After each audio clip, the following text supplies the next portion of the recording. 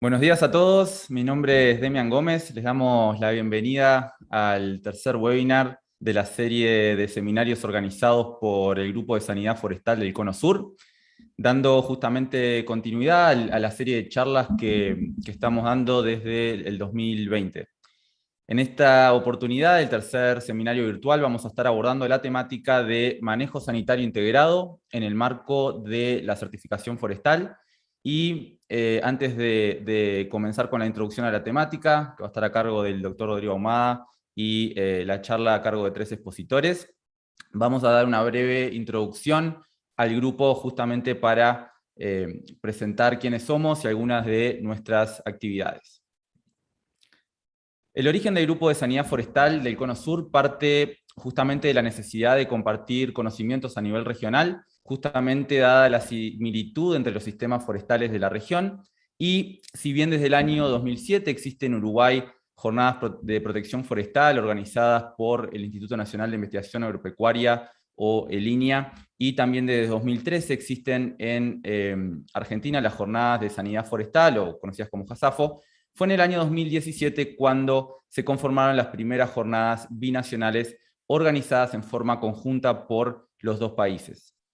Luego de esa experiencia enriquecedora, desde 2020 se propuso justamente realizar jornadas del Cono Sur, integrando también a Brasil y Chile.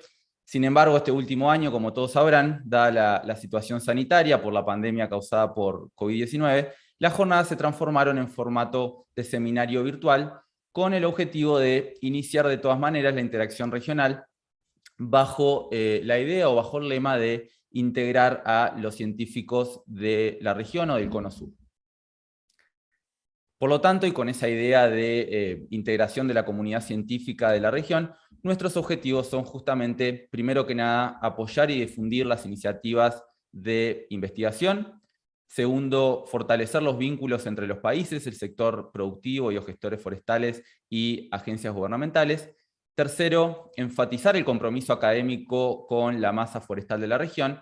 Y por último también facilitar el intercambio de información, no solo entre instituciones, sino también entre países de la región.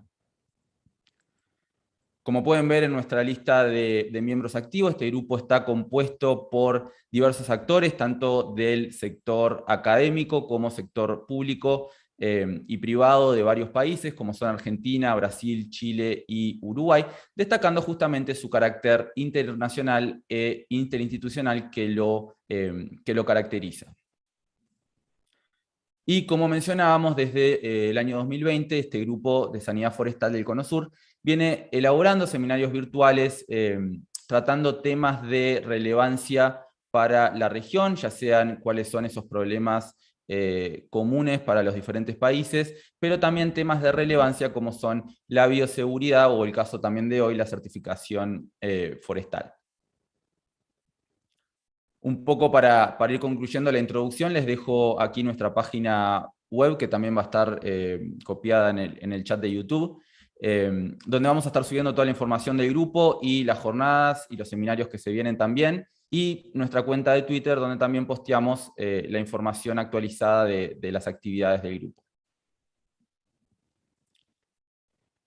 Bueno, como les comentaba anteriormente, en esta oportunidad vamos a estar abordando la temática de certificación forestal en el marco del manejo sanitario integrado, un tema que es de gran relevancia para la región.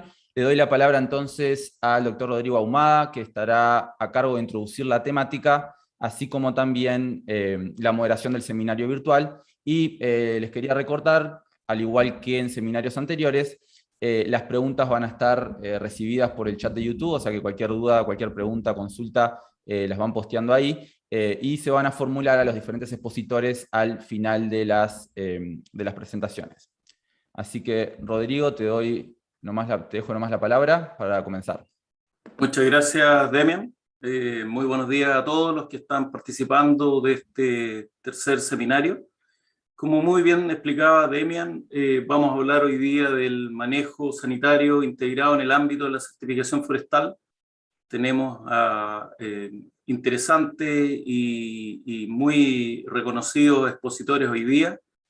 Y yo, para introducir el tema, voy a compartir con ustedes una breve presentación que básicamente habla sobre la temática del manejo forestal y lo que significan las certificaciones, algunos problemas ambientales globales, como el cambio climático, el calentamiento global, la reducción de la capa de ozono, escasez en la contaminación de agua, disminución de recursos naturales, pérdida de la biodiversidad, radiación nuclear, etcétera, son algunas de las cosas que obviamente nos han convocado en el último tiempo y que son de relevancia, ¿no es cierto?, en el tema forestal, tema agrícola, tema forestal, etcétera. Nosotros conocemos y sabemos que el manejo forestal sustentable convoca un conjunto de acciones y decisiones sobre los ecosistemas forestales. Y lo importante ahí, que tiene funciones relevantes sobre el ambiente, la economía y obviamente sobre la sociedad. Y es importante que consideremos estos temas en nuestro sistema de manejo de plagas. Muy general, porque obviamente la experta es Florencia y ella va a hablar con más detalle del tema. Tenemos distintos sistemas de certificación. Están las certificaciones de proceso, que son las certificaciones ISO, y están las certificaciones de estándares de desempeño, donde está aquí fuertemente el sector privado involucrado con FSC, que es una certificación internacional, con PFC, también internacional, y otra serie de certificaciones que también involucran a los sectores públicos o privados de América del Norte. Pero la certificación forestal tiene por propósito acreditar ante partes interesadas, ante los clientes del sector privado, que los productos, que la madera y los productos que se producen en el bosque están siendo manejados de acuerdo a estándares de conservación, de cuidado del medio ambiente y obviamente de las personas que trabajan en esta actividad. Y en ese sentido, la certificación forestal y el manejo de plagas, como sector forestal y para el manejo de las plagas, tiene un efecto muy relevante la política de pesticidas. Las empresas acostumbradas a utilizar, o el sector forestal acostumbrado a utilizar pesticidas, bueno, está regulado justamente pensando en el objetivo anterior, que es la protección del medio ambiente y de las personas. Por lo tanto, hay una política de pesticidas que al sector privado al menos le pega fuerte y que obviamente hay que aprender una nueva manera de tener salud y vitalidad en el bosque en forma integral, es decir, utilizar las herramientas de manejo integrado en forma adecuada. Bueno, habiendo hecho esta breve introducción, tengo yo el placer de presentar a ustedes a nuestra estimada amiga Florencia Chabat. Florencia es ingeniero forestal, egresada de la Facultad de Ciencias Agrarias y Forestales de la Universidad Nacional del Plata, en Argentina. Es especialista en certificación forestal, es auditor líder de sistemas de gestión ambiental y de la calidad acreditado por el IRCA y auditor de cadena de custodia del PFC. Actualmente, Florencia se desempeña como la directora ejecutiva y técnica del CERFOAR y de PFC Argentina y asesora a organizaciones en el diseño de políticas de abastecimiento sostenible, coordina el diseño y la implementación de programas de capacitación específicos, dictando cursos y conferencias.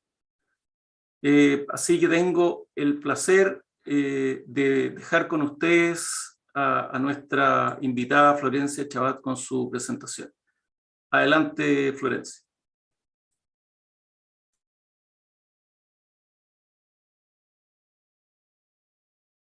Estás muteada, Florencia. Por favor. Partamos de cero. Ahora sí, bien. Ahí estoy poniendo mi presentación. Bueno, les decía, primero, gracias Rodrigo por tu introducción, y también gracias al equipo de Sanidad del Cono Sur por esta invitación y este desafío. Incluir dentro de la mirada de la sanidad y de la mirada técnica y científica de la sanidad, incluir a la certificación, creo que es una gran oportunidad para todos. Y retomando la presentación de Rodrigo les planteaba que la certificación surge en sus inicios, después de la Cumbre de Río, como una herramienta para dar respuesta a la sociedad, no solamente dar respuestas, sino también dar garantías de cómo se están gestionando los bosques, plantaciones forestales, y cómo es ese enfoque de sostenibilidad en la gestión. Y siempre entendiendo y mirando la sostenibilidad de la gestión forestal desde los tres pilares, desde un pilar ambiental, un pilar social y también un pilar económico. Entonces, en este contexto, uno de los aspectos claves de la sostenibilidad de los recursos forestales es la salud y vitalidad. Y dentro de la salud y vitalidad, un aspecto fundamental que es el de la sanidad. Entonces, el objetivo de mi presentación es presentarles cuál es el enfoque actual de la certificación forestal y cómo este enfoque da buena o más o menos respuesta a estas expectativas que son cada vez mayores y son cambiantes. Entonces tenemos que poder estar a la altura de las circunstancias.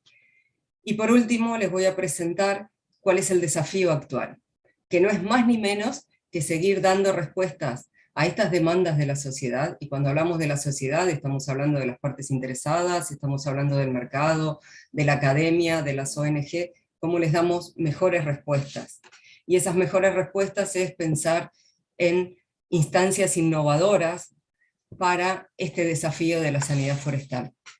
Bien, ahora pasamos a la primera parte, que es el enfoque actual de la certificación.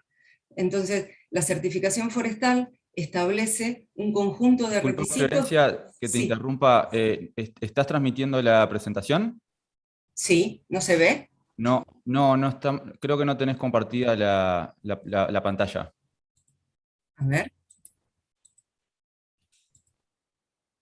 ¿Por qué me pasan estas cosas? Sí, creo que estoy... A ver ahí. Ahí, sí, ahí va a aparecer. Ahí sí. Ahora sí. Bien. Bueno. Entonces, presentación, ponlo, Florencia, por favor, para que... Ahí está. Ahí va, perfecto, gracias. Bien, disculpen la torpeza. Bueno, esta es la introducción, ya le hicimos el agradecimiento a Rodrigo y al grupo, explicamos cuáles son los drivers que generaron la herramienta certificación forestal, cómo se vincula con las expectativas de las partes interesadas, cómo se vincula con la academia y con la sanidad forestal. Ahora retomamos cuál es el enfoque de la certificación forestal respecto de la sanidad. Lo que establecen los estándares de certificación forestal son un paquete de requisitos, un conjunto de requisitos que demandan que el productor forestal implemente acciones siguiendo un ordenamiento o un marco lógico de acciones y de pensamiento. ¿Sí? Lo primero, y en todos los casos, el productor forestal debe identificar cuáles son los agentes patógenos y dañinos que están presentes hoy en su unidad de gestión, pero también cuáles son los potenciales. Y lo marco en gris clarito porque taxativamente no todos los estándares lo ponen así, identificación, sino que la identificación también puede estar contenido en la estrategia integrada de gestión de las plagas.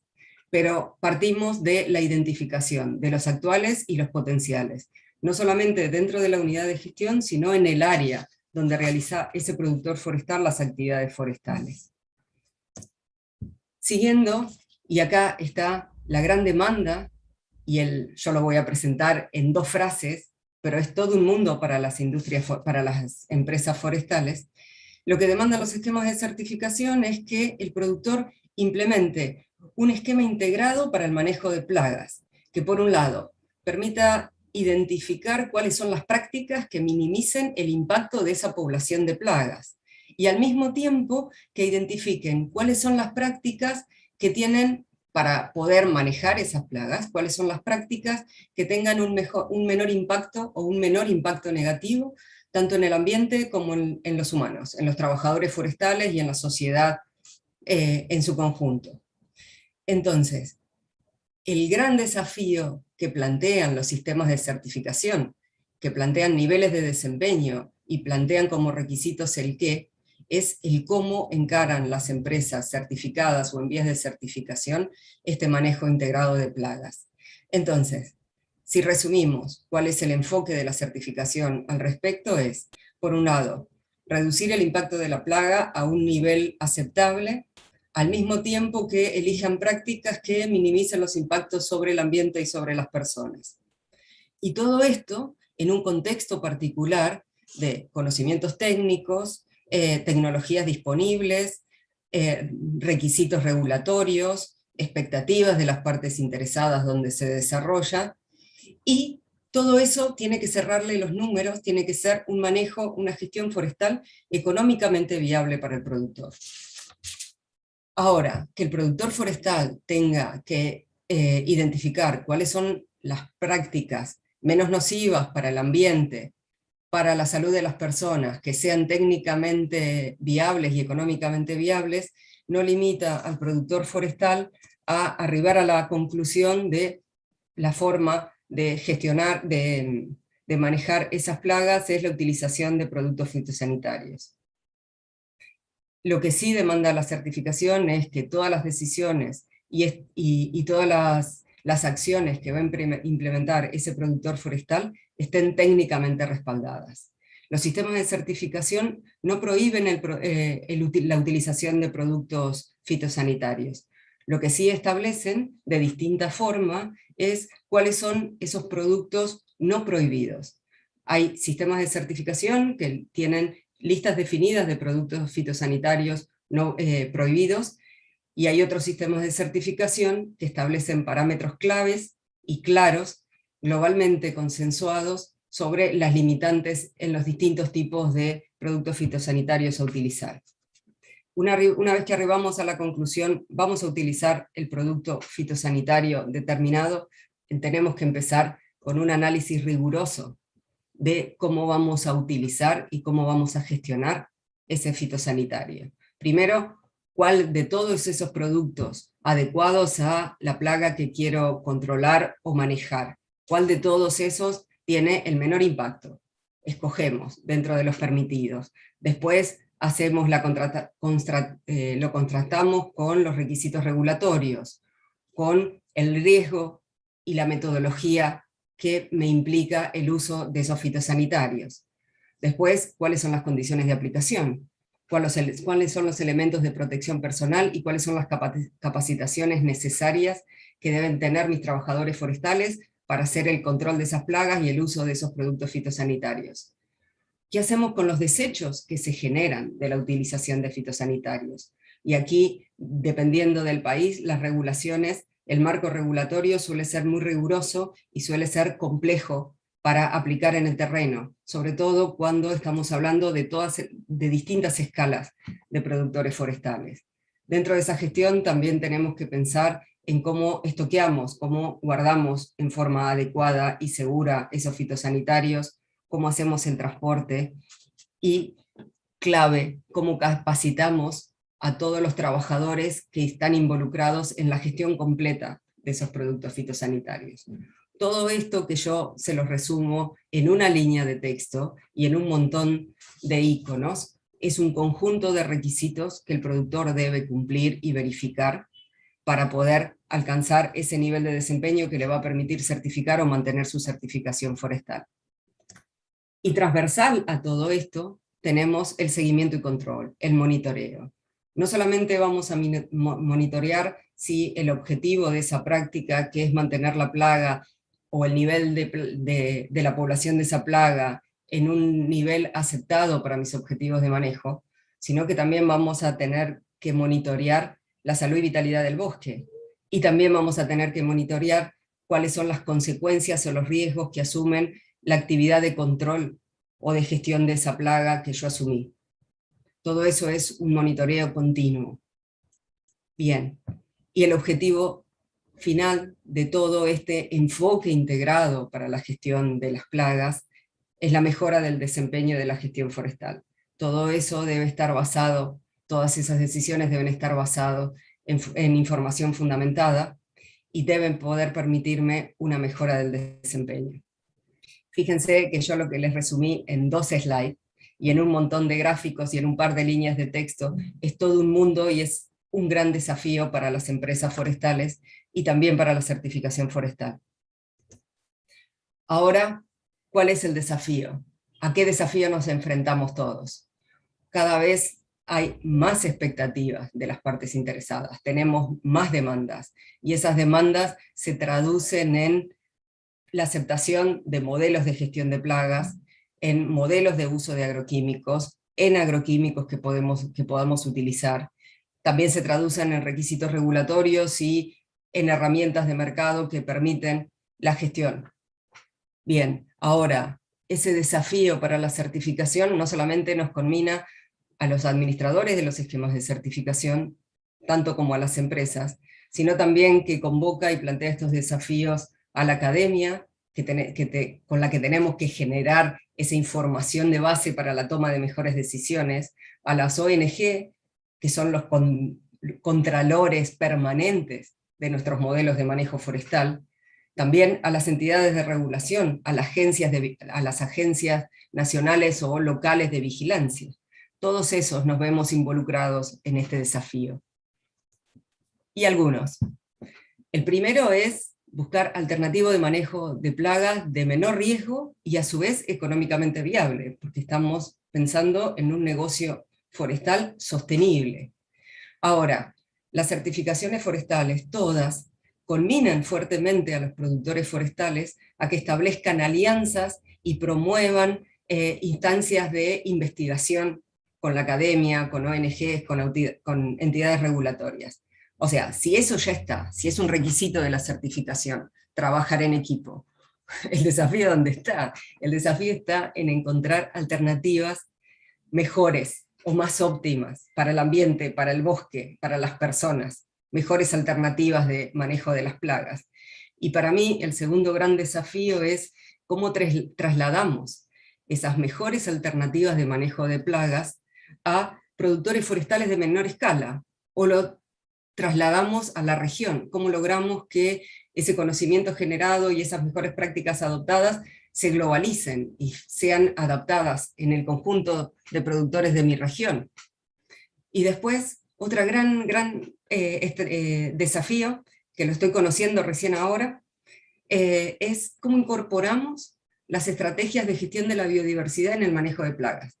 Les digo que lo estoy conociendo ahora, sí como tema técnico está, pero cómo empieza a suceder y aterrizarse esa evaluación de incorporar estrategias de gestión.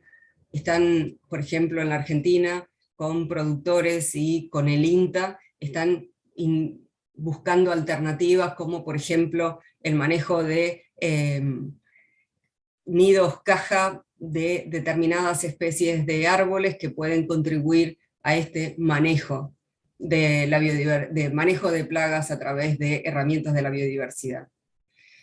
Después, un gran desafío, y nos pasa todo el tiempo, es cómo ampliamos el análisis y las acciones por fuera de los límites de la unidad de gestión. El problema de la sanidad forestal es extra límites de la unidad de gestión. Y ahí tenemos el primer desafío de cómo generamos conocimientos y esos conocimientos se globalizan, cómo empezamos a entender lo que sucede con la sanidad en mis vecinos, en mis productores, qué pasa con las plagas cuando son una especie nativa y fueron precedentes a nuestra gestión forestal sostenible, ¿qué hacemos con todo eso? Y por sobre todas las cosas lo que tenemos que trabajar mucho es en afianzar programas de vigilancia para que no tengamos una acción reactiva al problema de la sanidad, sino que prevengamos esos problemas que cuando nos toca atacarlos son mucho más costosos, más difíciles y generalmente traen no las mejores decisiones. Entonces, si no afianzamos esos programas locales de monitoreo y generamos una sociedad, un nivel de confianza con las autoridades de vigilancia, difícilmente nos sea más fácil y económicamente viable toda esta gestión. Entonces, resumiendo, de la única forma que vamos a poder alcanzar estos desafíos es estableciendo alianzas locales y regionales, que sean sólidas, que sean colaborativas, que sean cooperativas, para que ante problemas comunes podamos encarar enfoques compartidos. Muchísimas gracias. Y a disposición al final para todas las consultas que consideres. Muchísimas gracias, Florencia. Muy interesante el tema que tú nos compartiste. Es un tema muy relevante y creemos que cada día va a ser aún más relevante con la situación que estamos viviendo a nivel mundial del cambio climático y todos los efectos que esto provoca. Así que muy interesante, no tengo ninguna duda que van a surgir una serie de inquietudes y preguntas. Muchas gracias por tu tiempo. Ahora vamos a dar paso al segundo tema, que en esta oportunidad está a cargo del doctor Martín Bolasi, y vamos a escuchar sobre el manejo de hormigas cortadoras y certificación forestal, el caso en particular de Uruguay. Martín es profesor de la Facultad de Agronomía de la Universidad de la República en Montevideo, Uruguay, obviamente. Pertenece al grupo de entomología del Departamento de Protección Vegetal y focaliza su investigación en la biología de las hormigas cortadoras, así como en sus implicancias y sus efectos en el manejo de la plaga y en el marco de la certificación forestal. También vamos a tener la oportunidad de escuchar una interesante presentación y un tema que no para todos quienes trabajamos en el área forestal es muy conocido, porque por ejemplo en Chile no tenemos problemas de hormigas cortadoras. Hemos escuchado lo que ocurre en Uruguay, en Argentina, en el norte de Argentina y en Brasil, así que va a ser muy interesante la presentación y dejamos tu tiempo, Martín, para que compartas lo que tú has preparado para todos nosotros. Muchas gracias. Hola, buenos días. Gracias por la invitación al grupo, gracias por tus palabras, Rodrigo. Gracias a Florencia por su presentación. Voy a tratar de complementar lo que dijo Florencia, básicamente yendo al tema más específico sobre las hormigas cortadoras. Voy a empezar a compartir la presentación.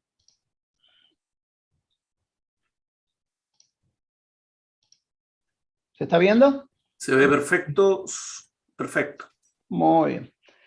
Bueno, buenos días, gracias a todos por concurrir al seminario. Durante los próximos minutos voy a ofrecer una charla sobre el manejo de hormigas cortadoras y la certificación forestal, específicamente en el caso de Uruguay, lo que se refiere. Información que se ha generado durante los últimos 10 años en una serie de trabajos que hemos estado haciendo en la facultad y tanto con las empresas también, nucleadas en la Comisión de Sanidad de la Sociedad de Productores Forestales.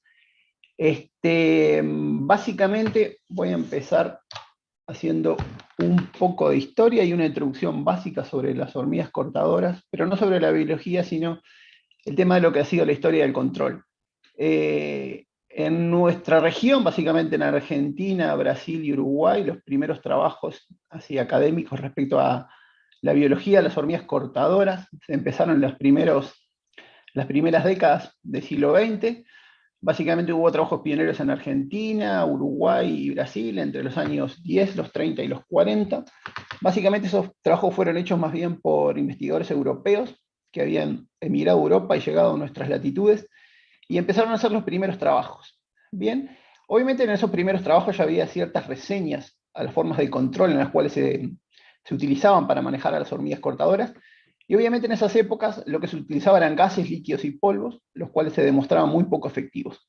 Bien, básicamente no se lograba un control satisfactorio de la plaga.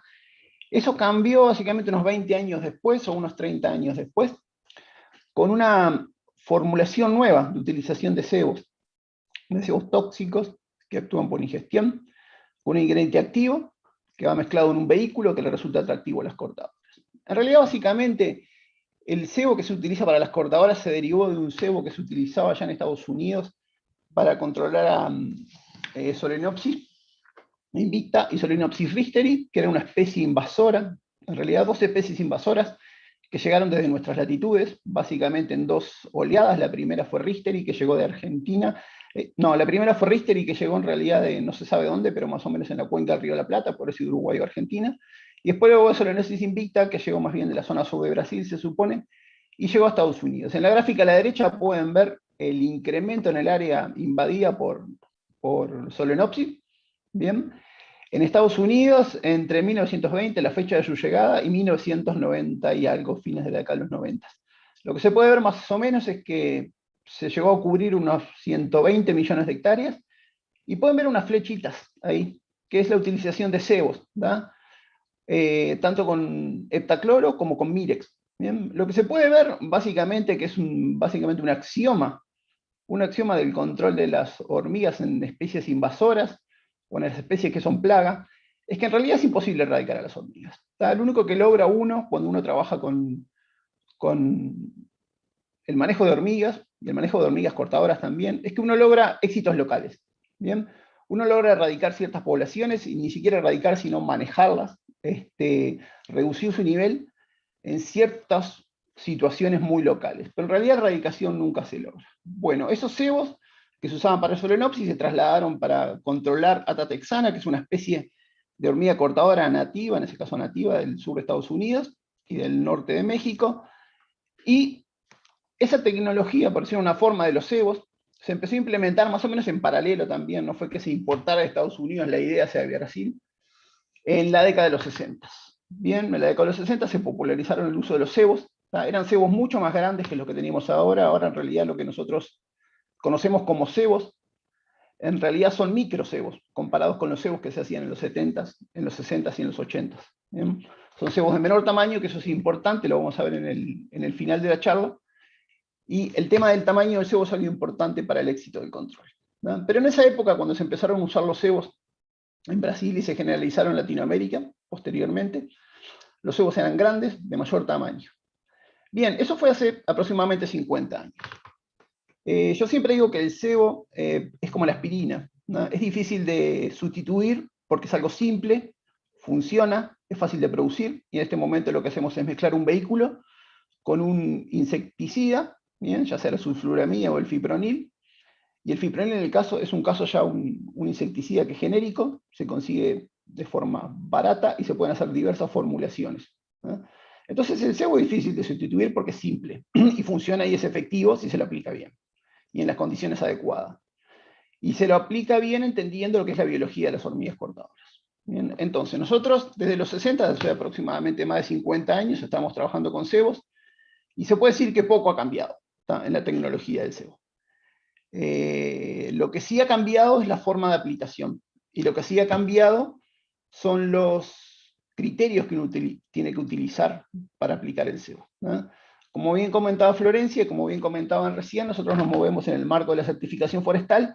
Básicamente en Uruguay, las plantaciones certificadas de eucaliptus con destino comercial están en un 70% certificadas por la FSC. Quizá me puedo equivocar en el porcentaje, sea un poco más, un poco menos, pero la inmensa mayoría están certificadas por FSC. La FSC clasifica los insecticidas dependiendo de su toxicidad, perdón. Todos los pesticidas químicos los clasifica en grupos, ¿bien? Tiene los PAPs, que son los interesantes para nosotros, que son los pesticidas altamente peligrosos, que lo divide en 3 grupos diferentes. Los PAPs que son prohibidos, los PAPs altamente restringidos y los PAPs restringidos. Bien. Respecto a las moléculas que nosotros utilizamos para controlar hormigas cortadoras, tanto la sulfuramida como el fipronil caen dentro de los que son los PAPs restringidos. ¿Bien? Obviamente para tener por decirlo de una forma, el permiso de uso de los PAPs restringidos, uno tiene que cumplir con ciertos criterios. ¿Bien?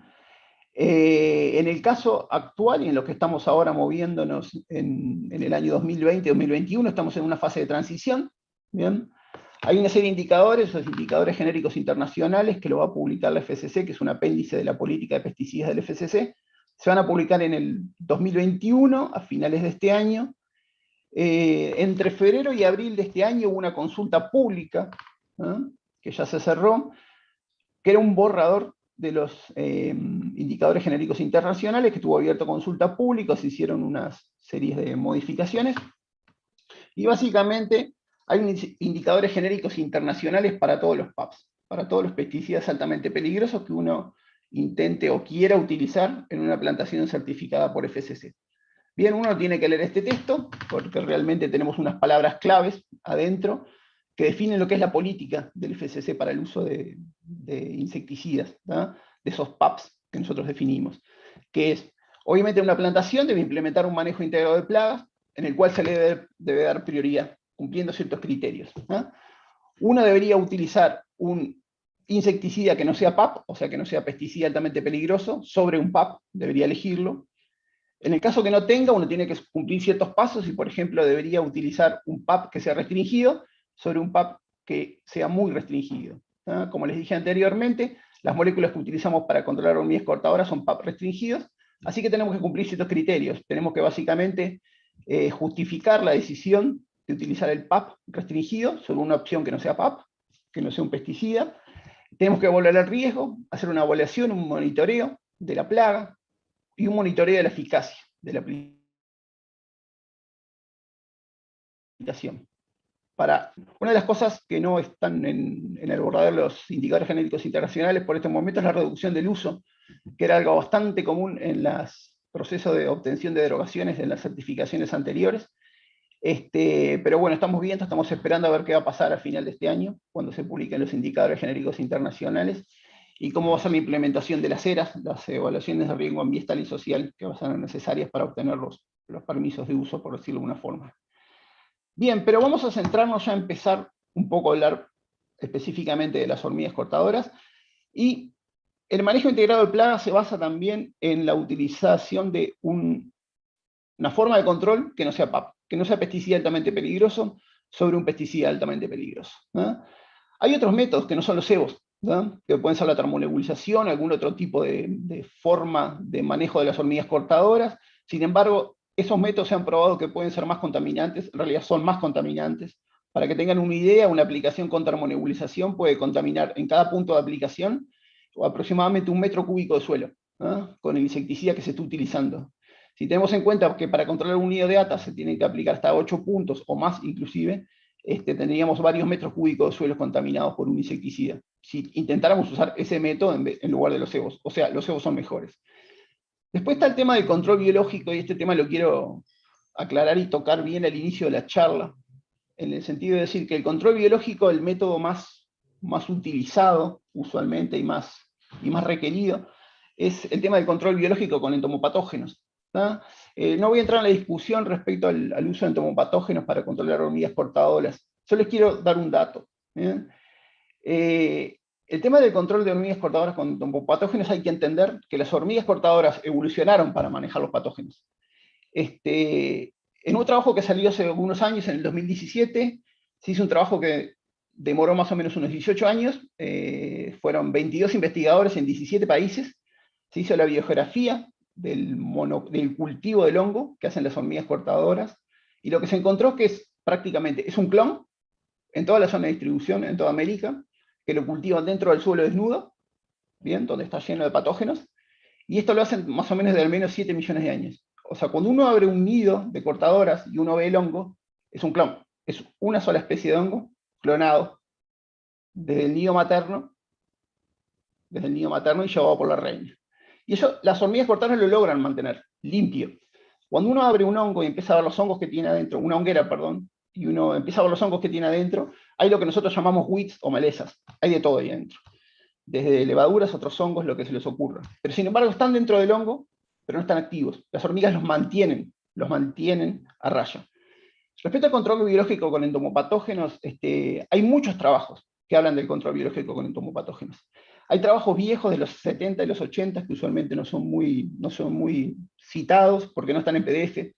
Todavía hay que sacar fotocopias para leer esos trabajos, en los cuales hablan de la poca eficacia de los entomopatógenos, ¿tá? Y cómo son las defensas que aplican las cortadoras para defenderse de esos entomopatógenos.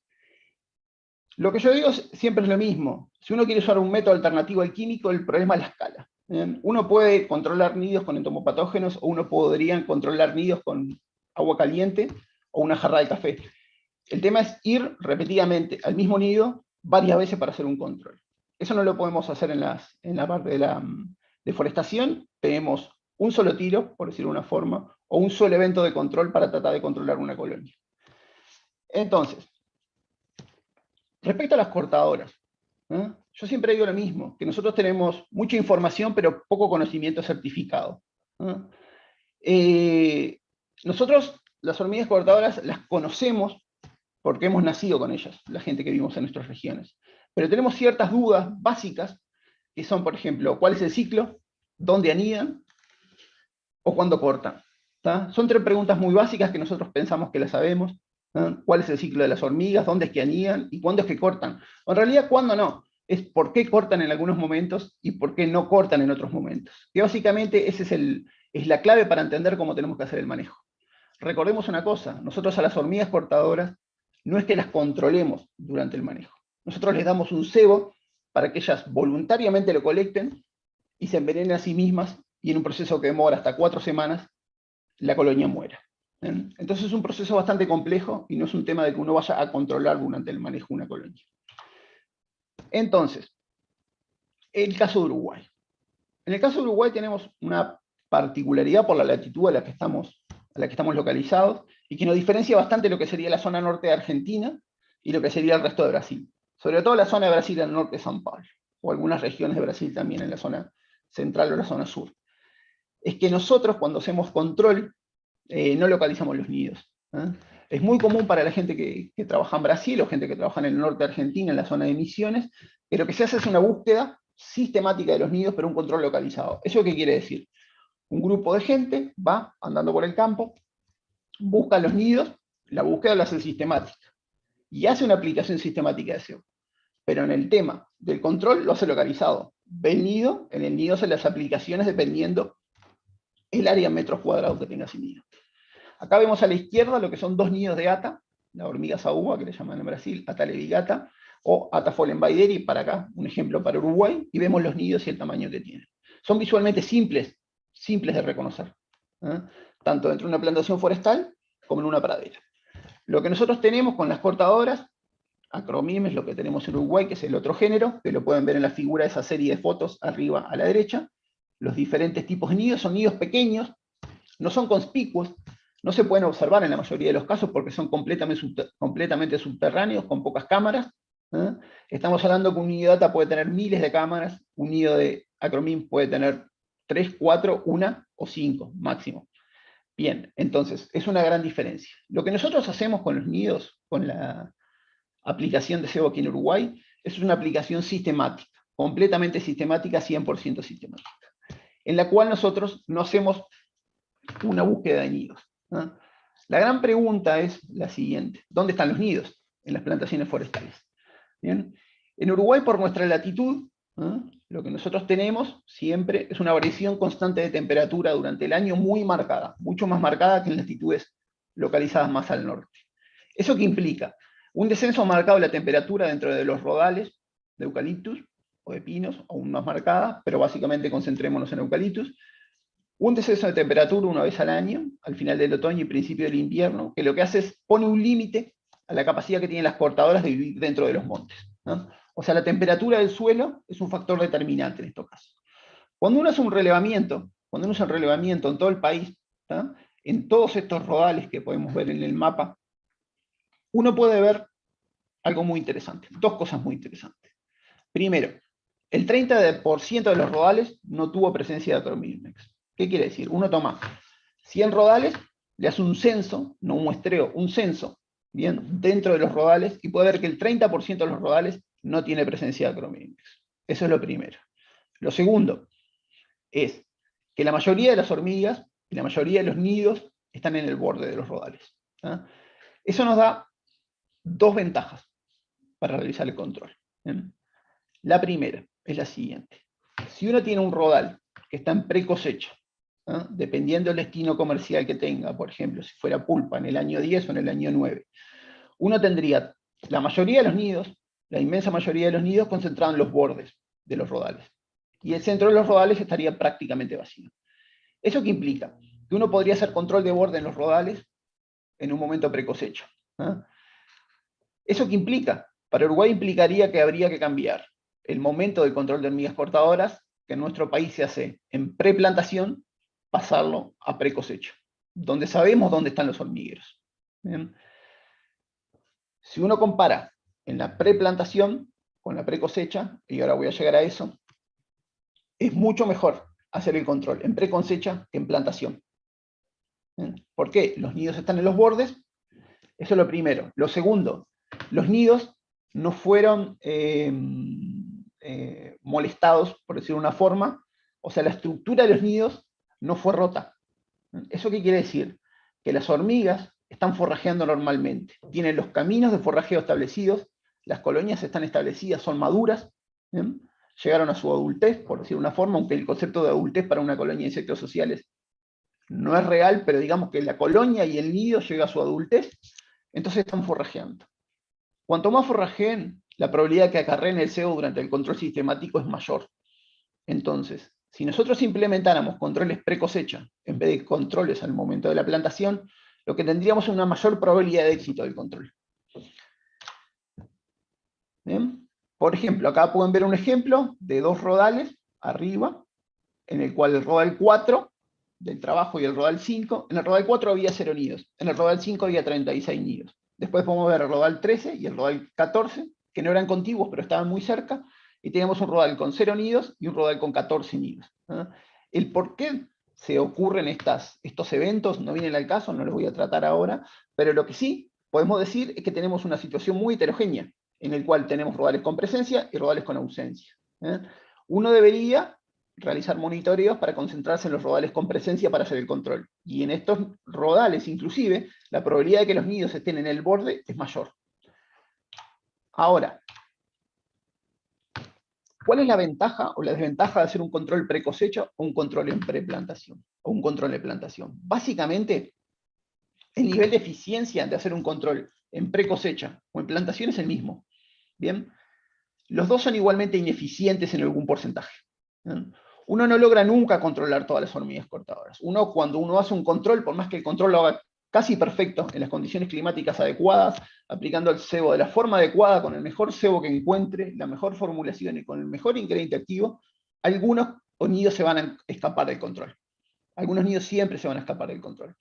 Hay ciertas causas de que eso pase, que las vamos a ver a continuación, que podrían ser mejorables, Pero ¿con qué problemas nos topamos siempre en el tema de implementar un control pre-cosecha? Que eso serviría porque cumpliría con los criterios que cualquier certificación pedirían. ¿Por qué? Porque lo que tendríamos sería que aplicaríamos menor cantidad de cebo porque nos concentraríamos en los bordes, en vez de concentrarnos en toda la superficie.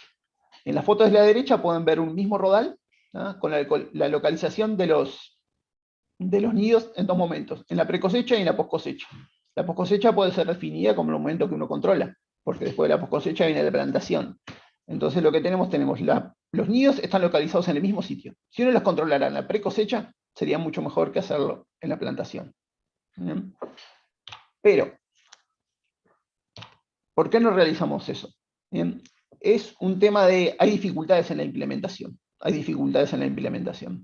Eso significaría que las empresas tendrían que organizar su operativa y separar lo que sería el control de la plantación.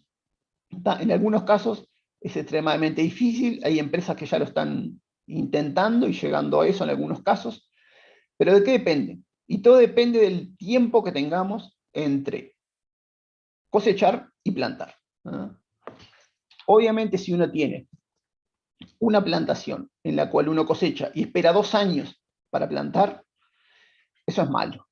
Lo que tiene que hacer es esa ventana entre la cosecha y la plantación, achicarla lo más que pueda. ¿Para qué?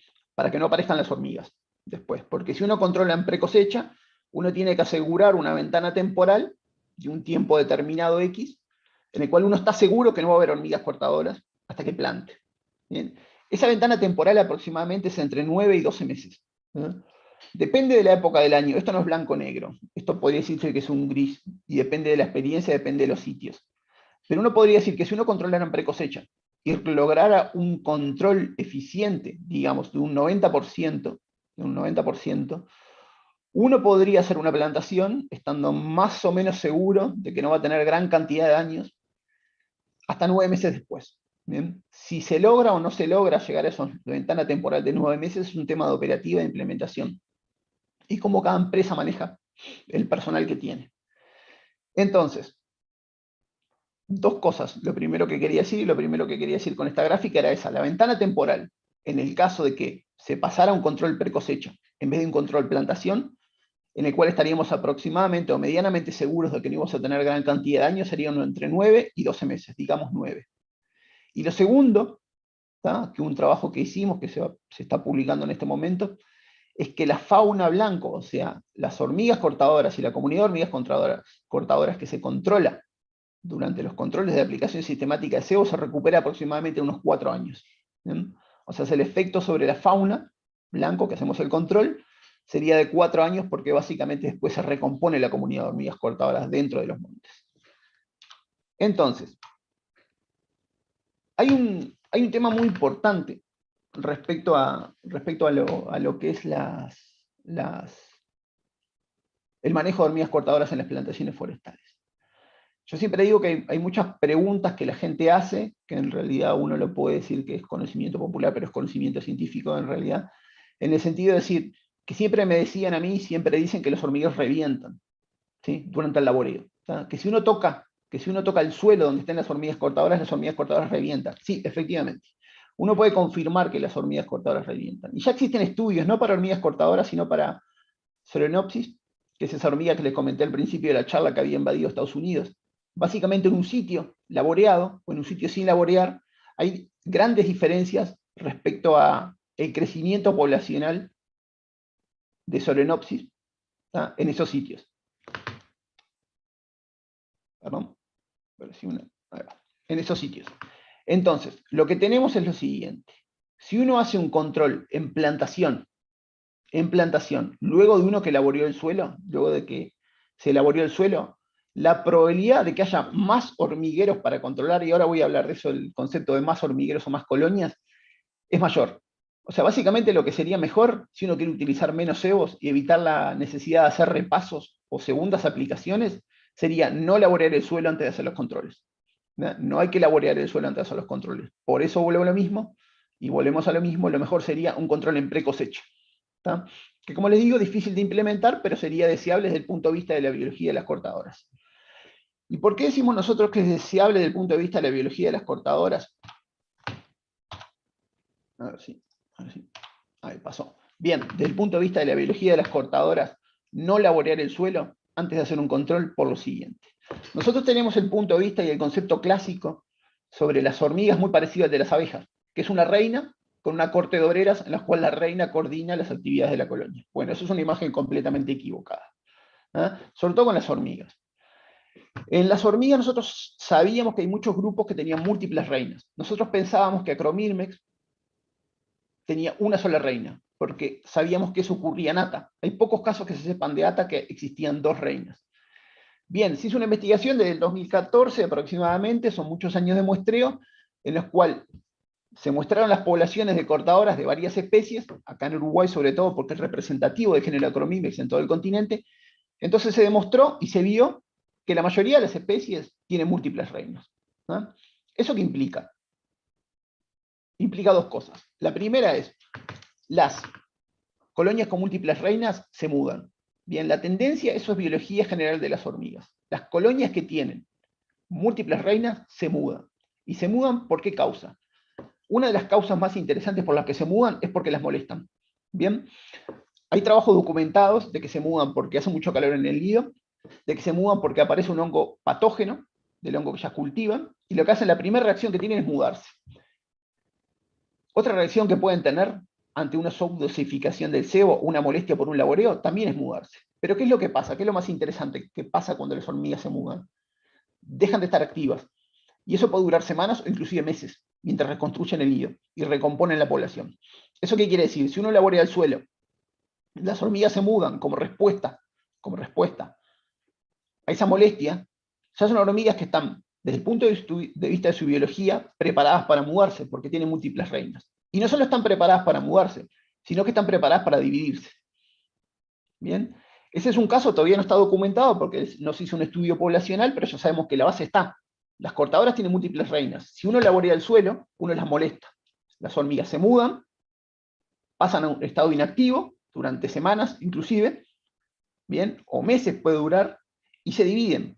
Porque si uno parte de la colonia. Eso es un fenómeno que ellos saben, que se estudia, es el budding, que es la gemación, por ejemplo. Las colonias se parten y se pueden formar 2 o 3 colonias de una sola colonia. ¿Bien? Esto puede ocurrir en Acromyrmex, y yo creo, básicamente, hay un grupo de investigadores también en Brasil que lo cree firmemente, de que eso pasa. Cuando las colonias son molestadas, se pueden partir. ¿Tá?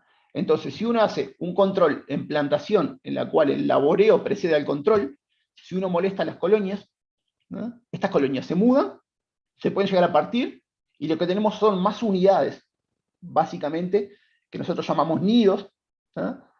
Pero que se generan de una misma colonia. Por ejemplo, si nosotros tuviéramos 100 nidos en un sitio determinado para controlar en un control pre-cosecha, pero nosotros hacemos el laboreo e insistimos en controlar luego del laboreo durante la plantación, capaz que no tenemos 100 nidos ya, capaz que tenemos 130. Bien, entonces eso puede hacer una diferencia, porque eso puede ser la necesidad de hacer un repaso, ¿no? O una nueva aplicación. Entonces, vamos al último punto de la charla, que es el tema de, si uno piensa que el objetivo para cumplir lo que serían los requisitos de la certificación, de reducir el uso de cebo a su mínima expresión para controlar una plaga como las hormigas cortadoras, uno diría, bueno, podríamos pasar a un control precosecha, ¿eh?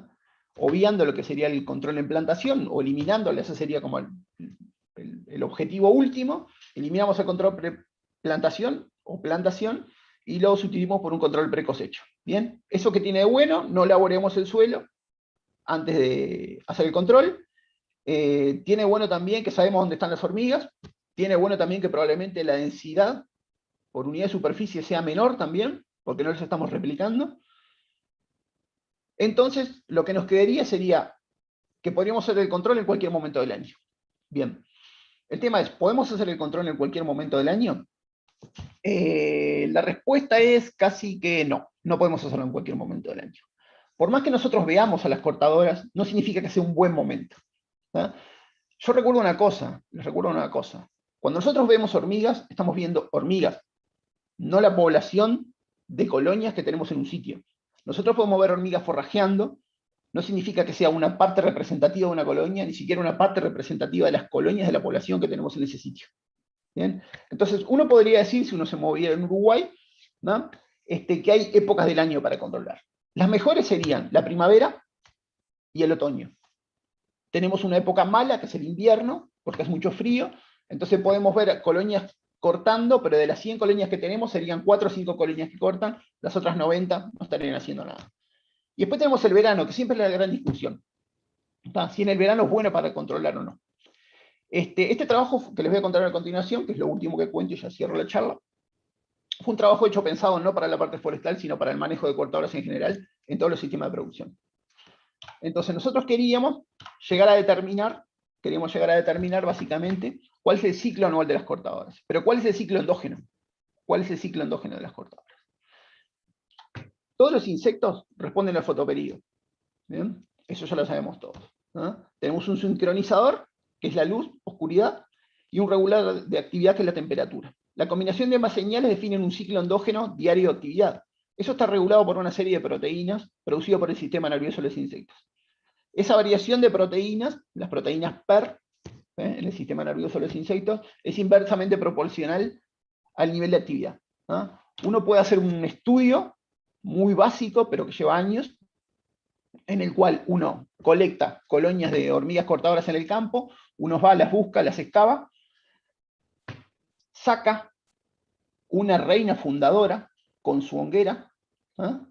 Y las cría en laboratorio. Las cría en laboratorio en diferentes condiciones, durante aproximadamente unos 5 años. ¿Cuál es el punto? El punto es tener obreras que hayan sido entrenadas bajo diferentes condiciones. Obreras que hayan sido entrenadas percibiendo la variación en el año de temperatura y fotoperíodo, obreras que solo hayan percibido el fotoperíodo y viviendo temperatura constante, o grupos de obreras que nunca percibieron variación en el fotoperíodo ni variaciones anuales de temperatura, ¿no? Eso uno lo pone en diferentes laboratorios, acá o en Alemania, en cualquier lado, y uno obtiene comparaciones, ¿eh? ¿Qué es lo que obtuvimos nosotros, el resultado más importante? Obviemos la complejidad de la gráfica esa que tenemos ahí y miremos la flecha verde. Lo interesante que obtuvimos es que el verano es la época de menor actividad. Y estamos hablando de una regulación endógena de los niveles de actividad. Entonces uno podríamos definir que básicamente las épocas del año que nosotros tendríamos para controlar hormigas cortadoras siguen siendo las mejores. La primavera, el otoño, el invierno es malo, pero el verano es peor. Que eso es un resultado bastante sorprendente que obtuvimos en el sentido de decir que si uno planificaría los controles por fuera de las épocas de plantación que se dan en el otoño o que se dan en la primavera, en realidad el verano, que sería una época en la cual nosotros diríamos que podríamos aplicar cebo porque las condiciones de humedad en el ambiente son bajas y el cebo dura más tiempo, yo no sé si lo haría. ¿Bien?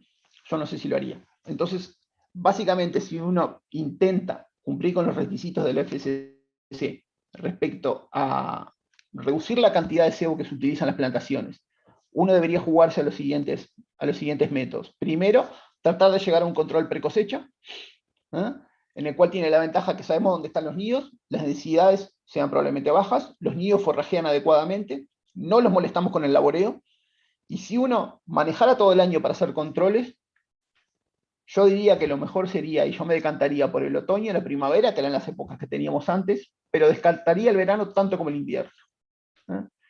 Entonces, se me acabó el tiempo. Quería agradecerles por la invitación. Estoy abierto a todas las preguntas. Soy consciente que fue quizás demasiada información para 30 minutos en el seminario, pero estoy abierto a las preguntas y a las consultas que me quieran realizar después por correo electrónico o cualquier otra forma. Muchas gracias. Muchísimas gracias, Martín, por tu completa presentación, muy interesante. Como bien dices tú, es muchísima información. Tendrías que hacernos una clase de un día completo como para poder entender todos los conceptos, así que muchísimas gracias, muy interesante, y las preguntas, como tú bien decías, van a ir al final del seminario. Entonces vamos a pasar a nuestro tercer expositor. Y nuestro expositor es el doctor Everton Pires Solimán, de Suzano, Brasil. Él va a hablar sobre manejo de plagas forestales en plantaciones certificadas de Suzano. Everton es ingeniero agrónomo y doctor por el UNESP de Botucatu. Espero haberlo dicho bien. En enero del 2011 fue contratado por Suzano, donde trabaja hasta ahora en el Departamento de Investigación Forestal, en el área de tecnología e innovación. Actualmente es investigador senior en el área de entomología forestal y responsable de la investigación, desarrollo de herramientas y recomendaciones operativas para el manejo integrado de aproximadamente 1,3 millones de hectáreas de plantaciones de eucalipto que se distribuyen en varios estados de Brasil. Así que nuestro amigo Everton tiene muchísima responsabilidad y además se audita anualmente para las certificaciones voluntarias de Suzano en materias relacionadas con la salud y la protección forestal. Everton, es un placer tenerte en este seminario, así que te dejamos con el tiempo y con tu charla para que la podamos disfrutar. Muchas gracias. Gracias, Rodrigo. Olá, buenos dias a todos. Gracias ao comitê organizador por la invitación. Como apresentarei hablando em português, hablaré um pouquinho mais despacio. Vocês estão vendo o meu PowerPoint aí? Minha apresentação? Se ve claro e se entende perfeito. Então, vamos lá. Eu vou falar com vocês sobre manejo integrado de pragas, né, no contexto de florestas certificadas da Suzano, a empresa que eu atuo já nesses últimos anos, nesses últimos 10 anos. Então, eu vou falar um pouquinho sobre a Suzano, para explicar um pouco do contexto que nós fazemos esse manejo integrado, né? Nós somos mais de 15 mil colaboradores na empresa, nós valorizamos muito os colaboradores e a diversidade das pessoas. A Suzano é um ambiente diverso e que fazemos no dia a dia a nossa inclusão, né? Em todos os sentidos. Então, nós somos pessoas, buscamos ser, né, pessoas que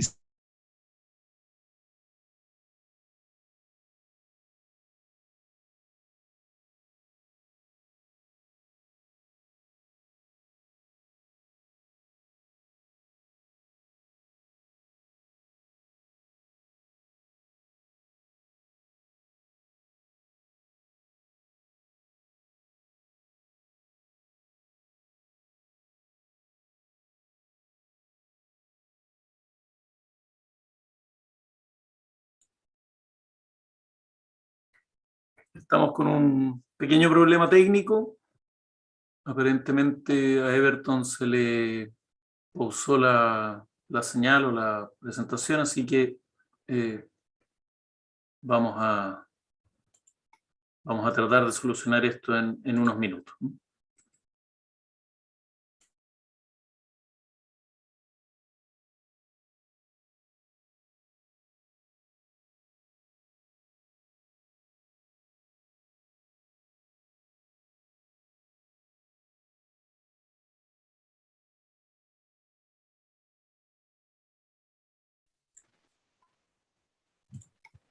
Ahora sí, Everton, se te fue la señal. A energia aqui em casa acabou, agora voltou. Deu corte de energia. ¿Están me ouvindo bem? Si puedes poner en modo presentación, Everton, nuevamente, para seguir escuchando. Sim. Já está vendo a minha tela? Está la presentación, pero no en modo presentación. Si la puedes levantar como modo presentación. Perfeito. Tá ok? Ahora sí. Muchas gracias. Vamos lá, então. Então, com o eucalipto, nossa área de pesquisa, né? Tanto a área florestal quanto a área industrial, nós fazemos parte de uma mesma diretoria, nós estamos verificando que o eucalipto ele tem um mundo de biopossibilidades dentro dele, né? E é nessa área que nós estamos atuando. A matéria-prima é o eucalipto, mas nós acreditamos que dele dá para fazer vários outros produtos, e é nessa linha que a Suzano tem atuado em diversas frentes de pesquisa. Então, por isso que nas atuações tanto da Suzano, que é muito bem visto no contexto de certificação, nós temos os ODS, né, os Objetivos de Desenvolvimento Sustentável da ONU. E aqui a gente consegue ver 6 objetivos que a nossa atuação da Suzano, independente da área florestal, que é a área que eu fico, ou a área industrial, ou a atuação corporativa, atua. E como uma premissa hoje do presente, o que nós fazemos também para contribuir com o desenvolvimento sustentável? Nós fazemos a produção, né, usando racionalmente os recursos que nós temos, tanto químico, né? Eu vi a Florência comentando sobre o controle químico, sobre as pressões, né, que a gente tem da sociedade. É algo constante, né, na nossa vida como empresa. E o que nós promovemos é o quê? É fazer o uso racional desses recursos, utilizar de uma maneira o controle químico, o biológico, tudo num contexto mais global, que eu vou estar mostrando para vocês. Então aqui nós temos aproximadamente 1.300.000 hectares de floresta plantadas, 900.000 hectares de área preservada, 12 plantas de produção, né? 21 centros de distribuição, 6 centros de tecnologia e 3 portos. Mas vamos lá para o que interessa. Onde está a área florestal aí dentro, né? A área florestal são essas áreas azulzinhas aqui. Quer ver? Então, aqui nós estamos aproximadamente nesses 1,3 milhões de hectares plantados, nós estamos aqui distribuídos. Maranhão, nós chamamos aqui no Brasil da unidade do Maranhão, a unidade da Bahia, do Espírito Santo, São Paulo, Mato Grosso do Sul e uma nova unidade que está sendo construída aqui no Mato Grosso do Sul também. Ou seja, nós somos 5 unidades e vamos tornar 6ª, vamos ter 6 unidades de produção florestal, olhando para a parte florestal. E o que a certificação tem a ver com isso, né? A certificação sempre busca, independente da certificação, o desenvolvimento sustentável, seja no contexto ambiental, social e econômico. Na verdade, tem ali um tripé em que a gente tenta equilibrar, né, esses 3 pratos, né? Então, nesse contexto de desenvolvimento sustentável, nós temos as pragas, que quando ela ataca, né, esse acordo que a gente tem, digamos assim, com os nossos plantios para produzir e cuidar dessa floresta, as pragas atacam esses plantios, né, os insetos, micro-organismos e as plantas daninhas, e de uma certa forma nós temos uma quebra desse tripé, tanto em nível ambiental, quanto social, quanto econômico. Porque eu retirar digamos assim, uma produção de uma determinada região, quando uma praga limita, isso também pode influenciar muito aquele contexto regional, né, que atua também na frente social. Então, vamos aqui, né? Aqui o Rodrigo já comentou sobre esse tópico na sua abertura. O Rodrigo falou sobre o contexto ambiental, né, da produção com eucalipto. Esse contexto ambiental, nós temos, as chuvas estão mais concentradas, temos as temperaturas estão mais elevadas, até luminosidade, em alguns casos, estamos tendo problemas, a falta de água, a geada e a neve, né, para o nosso contexto do Brasil é mais difícil, mas tivemos geada forte no Mato Grosso do Sul, há 15 dias atrás. Então, é nesse contexto que as pragas ocorrem, né, que os insetos ocorrem atacando os nossos plantios. E qual que é a nossa forma de conviver com isso? É o manejo integrado, né? Nós não acreditamos numa outra forma de convivência com as pragas que não seja o manejo integrado. E daí, na Suzano, qual que é a ferramenta que nós desenvolvemos para conviver com esses insetos? É o manejo integrado de pragas, e nós traduzimos eles em 3 fases: detecção, monitoramento e controle. Vocês devem estar se questionando, né? Nossa, o que isso tem a ver com certificação? Calma que a gente chega lá. Então, nesse contexto de aprimorar esse manejo integrado de pragas e personalizar ele para a nossa realidade, nós conseguimos o quê? Trazer esses 3 passos, né? O detecção, monitoramento e controle, e trabalhar com a nossa equipe de silvicultura, né? Equipe de campo, para com que nós tivéssemos ferramentas para essas 3 fases. E é nessas 3 fases que eu vou entrar com vocês aqui, detalhando dentro delas o que nós fazemos no contexto também de certificação. Qual que é a importância disso para o contexto também de certificação? Então, vamos lá para a detecção. Para a detecção, o que nós fazemos? A gente precisa de calibrar os nossos olhos para reconhecer aquele alvo que eu estou querendo controlar. Mas como que a gente faz isso numa empresa tão grande, tão diversa? Nós fazemos treinamentos, temos guias, livros, treinamentos hoje, né, no contexto que nós estamos mais online do que presencial, mas temos muitos treinamentos também de campo. A Suzano tem uma equipe que a gente chama de extensão tecnológica, que faz a ponte entre a área que eu atuo de pesquisa com a área também operacional. E também nós temos ferramentas que permitem também auxiliar nessa detecção diária dos insetos, né, das pragas. Então, uma dessas ferramentas que nós temos para auxiliar é o projeto Rapid. Eu vou falar para vocês mais à frente detalhes sobre o projeto Rapid. Nesse projeto Rapid é que nós fazemos a detecção de pragas em campo, né? E qual que é a importância disso para a certificação? Por que a certificação está querendo saber como que eu estou detectando pragas? Todas essas evidências dessa detecção, de treinamentos, de guias, dessa ferramenta aqui, são armazenadas e auditadas anualmente. Anualmente, nós temos que apresentar isso no contexto de certificação florestal, para com que os auditores verifiquem, né, o que está sendo feito, como que esses treinamentos estão sendo realizados e o que nós, como empresa, estamos mostrando na prática que está sendo realizado com as premissas, né, da certificação florestal. E o que é esse Rapid, né, que eu comentei com vocês, esse projeto Rapid? Nada mais é do que é um nome que nós demos para ele, ele serve para detectar pragas, inimigos naturais, doenças, e é uma rede, né, uma rede grande que nós temos dessas armadilhas adesivas aqui, que é um projeto que iniciou com o professor Wilken lá no Protef, IPEF, que é um programa cooperativo. Eu esqueci de falar, como a energia caiu aqui em casa no início, eu não agradeci, eu agradeci, mas não falei quem eu estou representando. Eu estou aqui representando toda a equipe da Suzano, que é uma equipe grande, que faz parte de todos os projetos que eu estou apresentando, mas também um setor florestal, né? Eu estou aqui como representando as empresas florestais do Brasil. E essa rede aqui, né, das armadilhas adesivas, começou no Protef, né, com as empresas florestais filiadas ao Protef e PEF. O professor Carlos Wilken é o nosso coordenador científico, junto com o Leonardo Barbosa, que faz parte. E dali nós pegamos aquela ideia, né, de um projeto de pesquisa e incorporamos numa realidade operacional. Então, essas armadilhas são instaladas mensalmente, na mesma data, em toda a Suzano. Temos mais de 1.000 armadilhas instaladas atualmente, aproximadamente uma para cada 1.000 hectares. Com isso, a gente consegue detectar as pragas, né?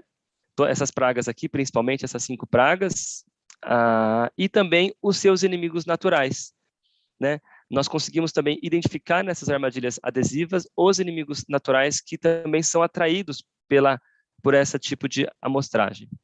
E com isso nós temos hoje, eu vi até que tem uns estagiários que estão participando aí, outros já são colaboradores da Suzano, que nos auxiliaram a criar um painel em Power BI. Então, nós temos hoje uma gestão à vista dessas armadilhas adesivas. Parece algo simples, nós convertemos algo simples, né, tecnicamente, se você ver, é bem complexo para avaliar esses insetos no laboratório, e fizemos disso um processo florestal. Então, hoje a gente tem uma gestão à vista de onde as pragas estão ocorrendo e onde os inimigos naturais também estão ocorrendo. Aqui são as espécies desses inimigos naturais nas colunas e aqui nas linhas unidades da Suzano.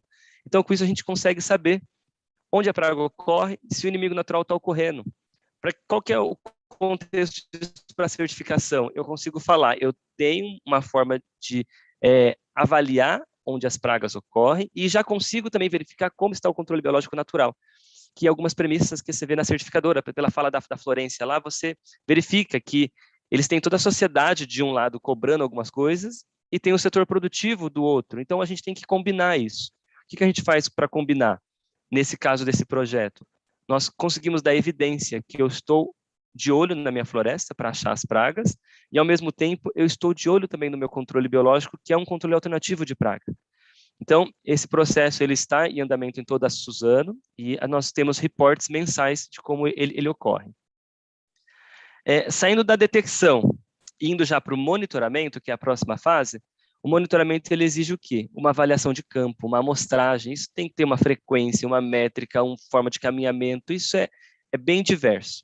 Então, aqui nós temos a incidência, nós avaliamos a incidência, ou seja, quantas plantas eu tenho com aquela praga, mas também nós temos que avaliar a severidade, né? De quão severo está sendo aquela praga dentro daquela incidência. Com base nesse balanço aqui, entre incidência com a severidade, nós falamos, vamos controlar. Ou biológico, quimicamente, a gente vai falar, nós vamos entrar na fase de controle. Então, isso nós temos para formigas, para os insetos, para as doenças, plantas daninhas. Aqui, eu tomo conta, na Suzano, eu sou pesquisador de proteção florestal mais ligado a pragas. Nós temos uma fitopatologista que está ligado ao manejo integrado de doenças, que é a Thalita, e também um fitopatologista ligado à parte de resistência genética, que é o Lúcio, e também um pesquisador de plantas daninhas, que é o Heitor. E temos um pesquisador também que olha tudo isso daqui a nível de paisagem, que é o Rodolfo. Então, com base nesse monitoramento que nós falamos para a equipe de campo, controla ou não controla, que nós temos formas de matrizes de decisão próprias. Então, esses procedimentos operacionais que nós fazemos para as formigas, para as pragas, para as doenças, plantas daninhas, nós chamamos de POs. São procedimentos operacionais. E a Suzano ela tem uma central de documentos que anualmente os auditores, né, no escopo de certificação, eles nos auditam a parte teórica. Opa, você tem o documento? Temos. E na parte prática, esse documento funciona? Então, eles também vão a campo e verificam essa funcionalidade. Então, nós temos uma dupla auditoria no contexto de certificação do monitoramento. Então, como eu falei, nós temos o passo da detecção, aqui nós estamos falando de monitoramento, e em todos os passos técnicos, né, mas você tem evidências para a certificação para mostrar que nós estamos realmente tratando pragas, doenças e plantas daninhas num contexto muito técnico, que é o que a certificação hoje está nos cobrando. E aqui só para mostrar por que formiga é tão importante, né? Vocês verificaram no slide anterior que formiga tinha um cantinho só para ela. Por que formiga é tão importante? Aqui é uma área experimental, essa aqui é uma área que eu fiz um experimento lá na Bahia. Nós temos uma grande equipe que montou esse experimento conosco, lá com o Vinícius, lá na Bahia, e junto com uma equipe de campo. E aqui nós tínhamos uma infestação de 1.400 metros quadrados por hectare de terra solta de saúva, que nós chamamos no Brasil de limão, que é a Atta sexton. E aqui fizemos vários estudos. Formiga é uma pressão separada. Vocês viram que o Leonardo Martins, do Uruguai, apresentou muita coisa de formiga, mas eu trouxe só 2 slides no contexto de certificação. Aqui nós conseguimos demonstrar o impacto, né? O que eu quero trazer para vocês aqui é a mensagem só do impacto. Nós tínhamos parcelas de inventário, ó, que estavam aqui, E essa aqui é a média, né? Essa aqui era a produtividade que eu tinha nesse plantio com 3 anos. E lá em cima, eu tenho a mesma, nós chamamos de UP, né? Unidade de produção. É a mesma idade, mesmo tipo de solo,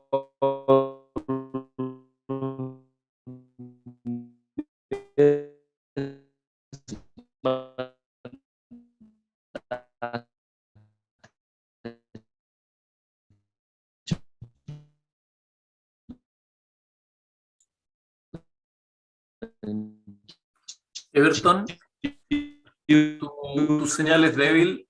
Probablemente podrías apagar la cámara para no consumir tanto internet, para no tener interrupciones en la señal.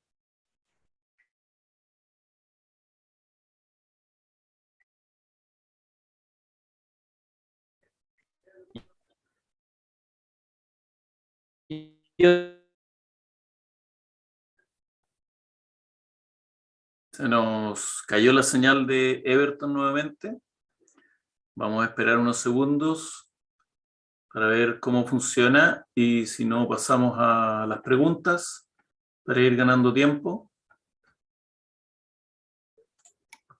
Sí, vamos a esperar ahí unos segunditos a ver qué ocurre con la señal de Everton. Ahí parece que está volviendo. Everton, sí, estás muteado. Tirei o vídeo e vou compartilhar a tela. Y claro, baja tu cámara de tal manera que no te consuma tanto recursos de internet. Sim, acabou a luz aqui em casa, então eu estou usando pelo celular. Ya. Mas vamos lá. Então aqui, aí, sim, vamos. Nós temos essa infestação, esse dano potencial das formigas, que chega a 61%. Né? Diferente das espécies que o professor Leonardo acabou de mostrar. Então, aqui uma infestação altíssima, 1.400 metros quadrados de terra por hectare. O nível de controle hoje da Suzano é próximo de 10 metros quadrados. Ou seja, aqui a gente estava numa infestação bem alta, mas é o potencial da praga quando nós não fazemos nada. E como fazemos essa questão do monitoramento para formigas, né? Nós temos a amostragem de campo. Com base nessa amostragem que ela ocorre 2 vezes por ano, nós conseguimos avaliar na primeira fase do ano, né? Nós chamamos de levantamento antes do controle. Nós amostramos 5% da área, que gera a recomendação de controle, e no segundo semestre do ano fazemos avaliação depois do controle. E aqui é uma amostragem de 2,5% da área. Com isso aqui nós avaliamos ano passado quase 1.395.000, quase 1.400.000 hectares de plantios de eucalipto. E por que isso é importante? Somente onde eu tenho o nível de controle para a praga que eu faço esse controle. Onde está abaixo do meu nível de controle, eu não faço nenhuma ação. Eu não preciso de combater aquela praga, porque ele está em um nível que não é necessário fazer algum tipo de combate e eu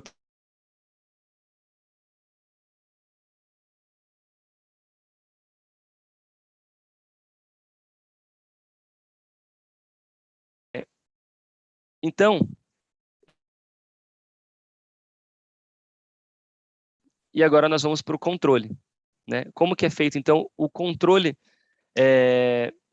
de pragas, de uma maneira geral, na Suzano? Nós temos diversas técnicas que podem ser utilizadas. Né? A gente tem o controle físico, genético, biológico, macro, né, que são predadores e parasitoides, biológico micro, que são micro-organismos, cultural, químico e físico. Né? Então, nós temos uma estrutura de pesquisa de campo, de viveiro, salas de criação, laboratórios, para estar conseguindo estudar e implementar isso de uma maneira operacional numa empresa tão grande. Então, para cada tipo de controle, no meu caso da entomologia, nos insetos, eu tenho uma linha de pesquisa, uma linha de atuação e também procedimentos, né, para com que eu consiga passar para a equipe de operação, silvicultura, quem está plantando e quem cuida das florestas, como fazer isso no dia a dia. Então aqui, para trazer os exemplos, eu dividi nos 4 grupos. O primeiro grupo de controle é o controle genético, que é a busca por clones resistentes. A busca por clones que tolerem o ataque daquela determinada praga. Então, aqui, nós temos um exemplo típico ali na imagem da vespa da galha, né? Se eu tenho clones em que ela não fecha ciclo, eu tenho clones que formam a galha e fecha ciclo, que são fotos que nós temos aqui para exemplificar um pouco. E temos uma sinergia externa também com companhias, né? E com o nosso também time do melhoramento. Nós temos uma equipe de melhoramento Suzano. Então, nós já fazemos alguns screenings, algumas avaliações em condições controladas, em semicampo e campo, justamente para conseguir verificar como eu posso buscar o controle genético dos nossos clones. Mas é difícil para todas as pragas. E nós temos isso hoje muito bem para a vespa da galha, para outras e para doenças. Para doenças nós fazemos isso, temos uma área específica, um pesquisador específico só para doenças. Agora, para pragas, a maioria a gente tem que fazer um manejo realmente integrado, porque só o controle genético não me consegue suprir o que eu tenho ali de problema em campo. A segunda estratégia é o controle biológico, né? Aqui nós temos, ele é uma estratégia preventiva e curativa. Aqui eu gosto muito dessa frase aqui, que na zona biológica a gente faz controle com pessoas. Embora muito se fala que controle biológico é feito com inimigos naturais, que são, né, os parasitoides, os predadores, fungo, vírus, bactéria, mas nós valorizamos muito as pessoas que estão atreladas ao processo de controle biológico. Nós temos equipes que fazem no dia a dia o controle biológico, que criam esses insetos, né? A Suzano hoje atua muito mais aqui no macro, e no micro nós dependemos de produtos que nós compramos e adquirimos no mercado, mas utilizamos bastante, principalmente a base de BTs, né, bactérias. E também temos parcerias, como Protef, PEF, Unesp, Embrapa, UFV e UFLA, são faculdades, institutos aqui do Brasil. Temos essas parcerias que também nos auxiliam a fazer estudos básicos, como também práticos de produção, liberação, e na Suzano nós seguimos os dados de monitoramento, né, para auxiliar uma liberação preventiva, mas nós chamamos assim, bem no alvo, no ponto onde é necessário. Não uma liberação mais massal, sem muito critério. Então aqui eu vou abrir um parênteses, né, para o controle biológico, dada a importância para nós. Nós temos hoje um controle biológico bem forte para lagartas, vespa da galha, gonípteros e o percevejo bronzeado, né, o Thaumastochores peregrinus. Aqui está a nossa produção, né, nos últimos anos, ficamos próximo dos 50 milhões de insetos liberados. Aqui está a nossa atuação, né, de cada inimigo natural que nós temos, aqui o Anaphes nitens, para controle de gonípteros, né, nesses últimos 4 anos, nós conseguimos liberar esse volume aqui, nesse volume de área, né. Então, isso aqui a gente só consegue porque nós temos 4 laboratórios internos, temos parcerias com diversas instituições de pesquisa, como eu falei, e também fazemos aquisição externa quando tem disponível no mercado, né? Nós também compramos inimigos naturais disponíveis no mercado também, de empresas que a gente sabe que tem um controle de qualidade, que tem uma produção que consegue nos atender. Então, dentro de controle, eu falei do controle genético, do biológico, temos também o controle químico, né, que é uma estratégia mais curativa, ou seja, um produto ele tem que estar registrado primeiro federalmente, né, nos órgãos federais, no Ministério da Agricultura, do Meio Ambiente e da Saúde. Daí o produto já registrado, nós fazemos uma validação Suzano, uma validação técnica, depois fazemos umas análises das certificações, né, das políticas, né, aqui é feito de uma maneira conjunta esses 2 passos, e por fim nós recomendamos a utilização de um novo produto internamente na Suzano. Então, o produto químico, ele é utilizado seguindo a regra do monitoramento, tem que estar justificado para o seu uso, e nós só utilizamos produto também que caminhe, né, por esse fluxo aqui. E por fim, nós temos o controle físico e o controle cultural, que eu acabei até colocando aqui junto. O físico nada mais é do que aquela ação curativa de eu ir lá e remover insetos, que nós fazemos muito em viveiro, vou lá e tiro o inseto com a mão mesmo. E o controle cultural, que nós eliminamos áreas que são altamente suscetíveis a determinada praga. Isso foi muito claro para nós na vespa da galha. Nós tínhamos clones suscetíveis em alguns cantinhos, de alguns talhões, e fomos lá e retiramos. Com isso, nós conseguimos conviver melhor com a praga. Então, é um controle que nós chamamos de cultural. E também nós fazemos um mosaico de plantio.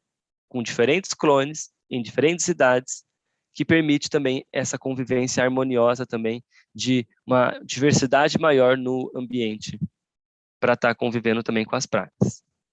Então, todas essas evidências desses controles aqui, biológico, genético, químico, cultural e físico, são armazenadas para as auditorias anuais, né? Na Suzano, nós temos 5 áreas que eu mostrei para vocês lá: Maranhão, Bahia, Espírito Santo, São Paulo e Mato Grosso do Sul, e vamos ter mais uma unidade, que é o nosso projeto Cerrado, em que nós teremos todas essas informações, essas evidências a nível de pesquisa e a nível operacional, que são armazenadas para as auditorias anuais. Então, as auditorias das nossas certificadoras, ela é a nível micro, a nível de unidade. Então, eu tenho alguns pacotes, algumas premissas que são setoriais, né, digamos assim, o nosso da área de sanidade para toda a Suzano, mas temos outras que são particulares, que são unidades da Bahia, tem algumas pragas, então nós temos personalização no nosso portfólio de projetos e também nas evidências que eu apresento nas auditorias que nós temos, dos selos que nós temos. Então aqui, né, o que nós temos, o peso da certificação. Se por um lado eu tenho um manejo integrado de pragas, né, com a detecção e monitoramento e controle, que é algo técnico, né, que nós trazemos para essa balança, do outro lado eu tenho a legislação brasileira e internacional, a política de químicos, os princípios e critérios do FSC, o professor Leonardo Martim comentou bem, né, do ESRA, nós chamamos no Brasil de ARAS, que é avaliação de risco ambiental e social. Nós temos também o Serflor, né, é uma outra certificadora ligada ao PIFC, em que ele possui também os seus padrões.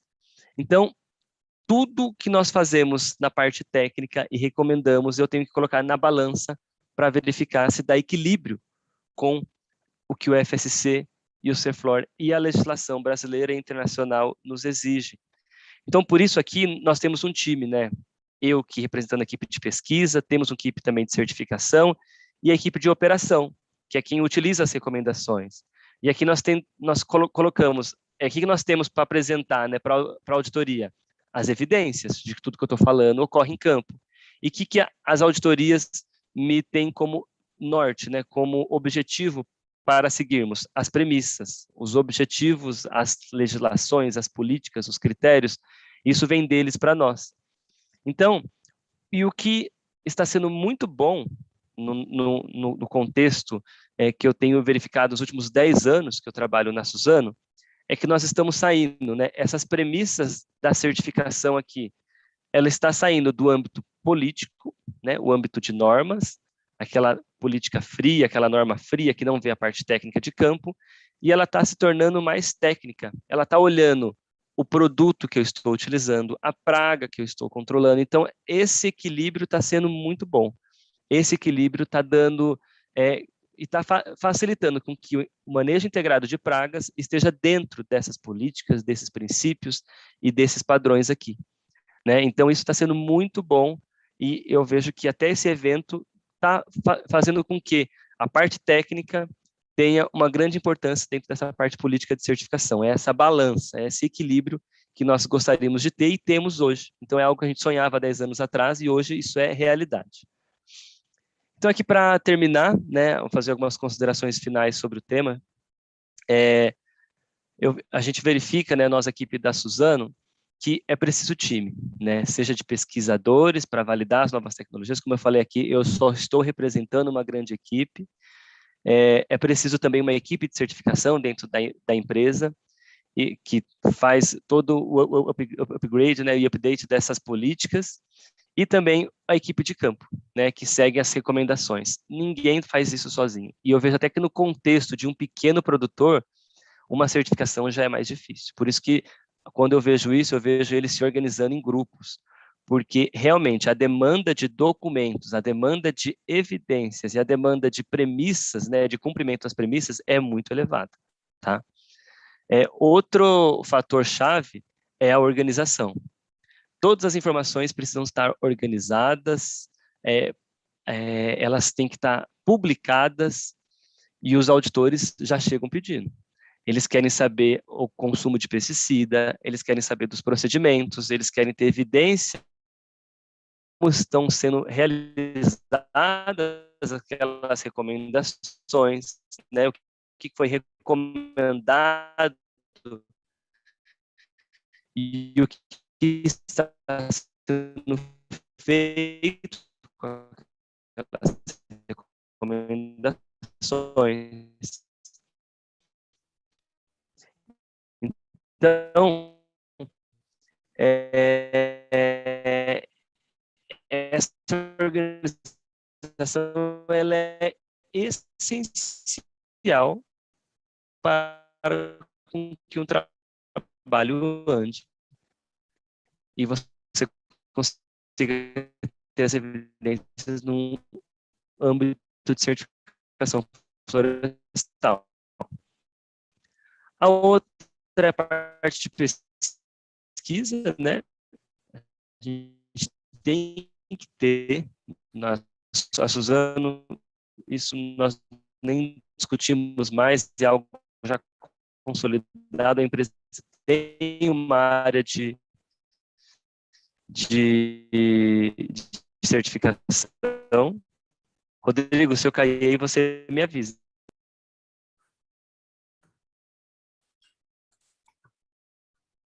Bueno, lamentablemente se desconectó nuevamente Everton, pero afortunadamente estaba terminando ya su presentación, interesante presentación. Tuvo que batallar ahí con la señal del celular, pero sin duda fue una charla muy interesante y alcanzamos a escuchar lo más prioritario, la información que él nos quería entregar. Así que vamos a agradecer a Everton, que ahí está volviendo, pero se desconectó. Everton, vamos a dar paso a las preguntas. Comentaba que justo se te cayó la señal cuando ya estabas terminando, así que muchísimas gracias por el esfuerzo de estar conectado con el celular. Y vamos a pasar a las preguntas porque hay varias preguntas muy interesantes. Destacar que hemos tenido una jornada muy interesante con mucha participación. Tenemos gente conectada de distintas partes de Latinoamérica, Argentina, Buenos Aires, Misiones, Formosa, desde Brasil, de México, de Chile, de Uruguay. Así que estamos muy contentos que esta información, interesantes charlas hayan sido escuchadas por muchos amigos y colegas de distintos países. Tenemos una pregunta para Florencia. Yo invito a los expositores si quieren abrir sus cámaras para que puedan estar en esta sesión de las consultas. La primera pregunta es para nuestra primera expositora, que es Florencia Chabat, y la hace Jorge Escarpa. Más bien, él agradece la excelente exposición que hizo Florencia, abordando temas de mucho interés y que envuelven todos los temas de biodiversidad que son muy relevantes. La primera pregunta de Nazaret Ramírez para Florencia es: ¿cómo se ve el tema de enemigos naturales en la certificación? ¿Se desestima su uso? Florencia, si estás por ahí. Sí, perdón, Rodrigo, estoy aquí, pero el hospedador detuvo mi cámara y no logró ponerla en funcionamiento. Ya. Iniciar video. Ok, ahí voy. Perfecto. Sí. A ver, lo que establece el PFC respecto de los controladores biológicos, asumo que la pregunta viene por allí. PFC no prohíbe. Lo que establece PFC es una toma de decisiones en base a fundamentos técnicos y a la legislación aplicable. Entonces, en función de ese análisis, se utilizará ese control biológico o ese tipo de control determinado. Información de base, requisitos regulatorios de ese sitio en particular. Ok. No sé si esa era exactamente la pregunta. Sí, claro.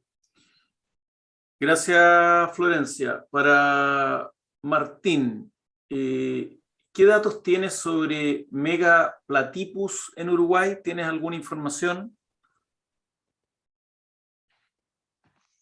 Hola, no tenemos ninguna información, excepto la presencia, porque es una plaga nativa.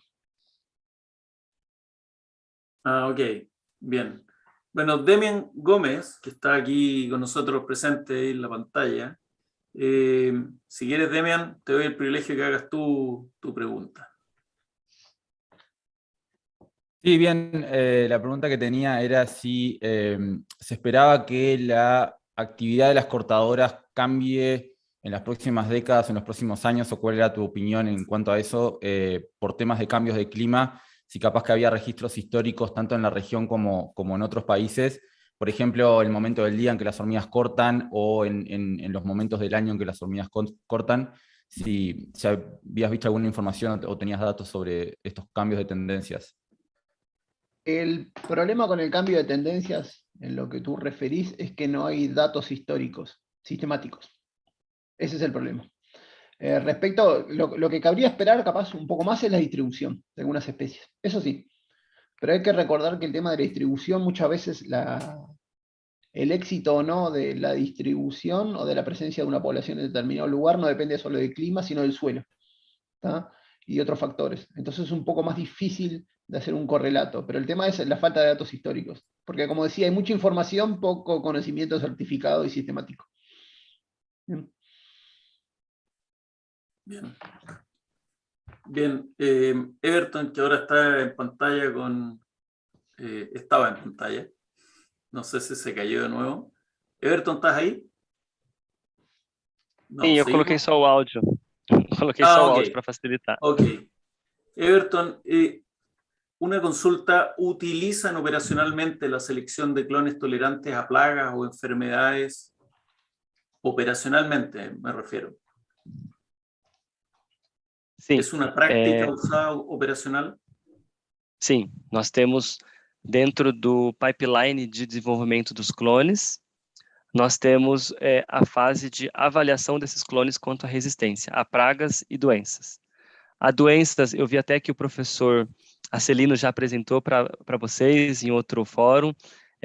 Nós temos grande parceria com toda a equipe do professor Acelino, do professor Rafael também, temos nosso fitopatologista da Suzano, então tem toda uma rotina operacional mesmo de plantas resistentes à ferrugem, né, a outras doenças como ceratocistes, a calonectra, antigo Cylindrocladium, dentre outras doenças, e para pragas, o mais operacional mesmo é a vespa da galha, a Leptocib invasa. Nós temos hoje os plantios da Suzano, são com uma metodologia desenvolvida por nós, que avalia a resistência a essa praga, e nós plantamos esses plantios operacionais já resistentes à vespa da galha. Muchas gracias, Everton.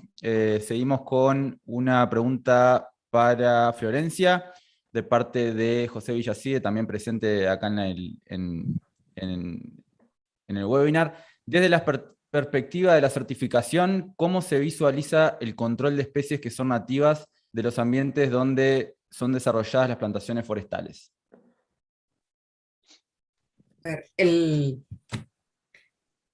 La certificación no tiene esa consideración específica. Lo que sí le demanda es, primero, este enfoque de manejo integrado de plagas, y en ese enfoque de manejo integrado de plagas, el productor forestal debiera hacer todas esas consideraciones, debiera hacer todo ese análisis o tener todas esas consideraciones al momento de tomar decisiones de manejo. Porque aparte, como contaba Everton, no solamente, bueno, vos tomás decisiones de manejo, haces el monitoreo, verificás la eficacia y demás, sino a su vez vos estás sujeto a auditorías de certificación anuales. Y en los momentos de las auditorías de certificación, no solamente el auditor revisa tus operaciones, sino hace entrevistas a las partes interesadas. Entonces, a lo mejor, alguna intervención sobre alguna especie nativa puede estar causando algún impacto no esperado en tus vecinos, o si tenés vecinos que hacen otras actividades agrícolas, ganaderas. Entonces hay que por eso yo decía que el desafío es salir en el análisis y en las acciones, salir de la unidad de gestión, de los límites de la unidad de gestión.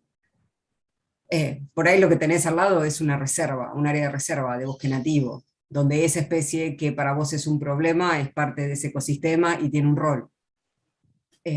Bueno, son un montón de consideraciones. Lo mío fueron 6 slides, 15 minutos de presentación, y fíjense todas las derivaciones y todo el mundo de análisis y de alianzas que tenemos que generar para lograr esos conocimientos que nos permiten tomar decisiones.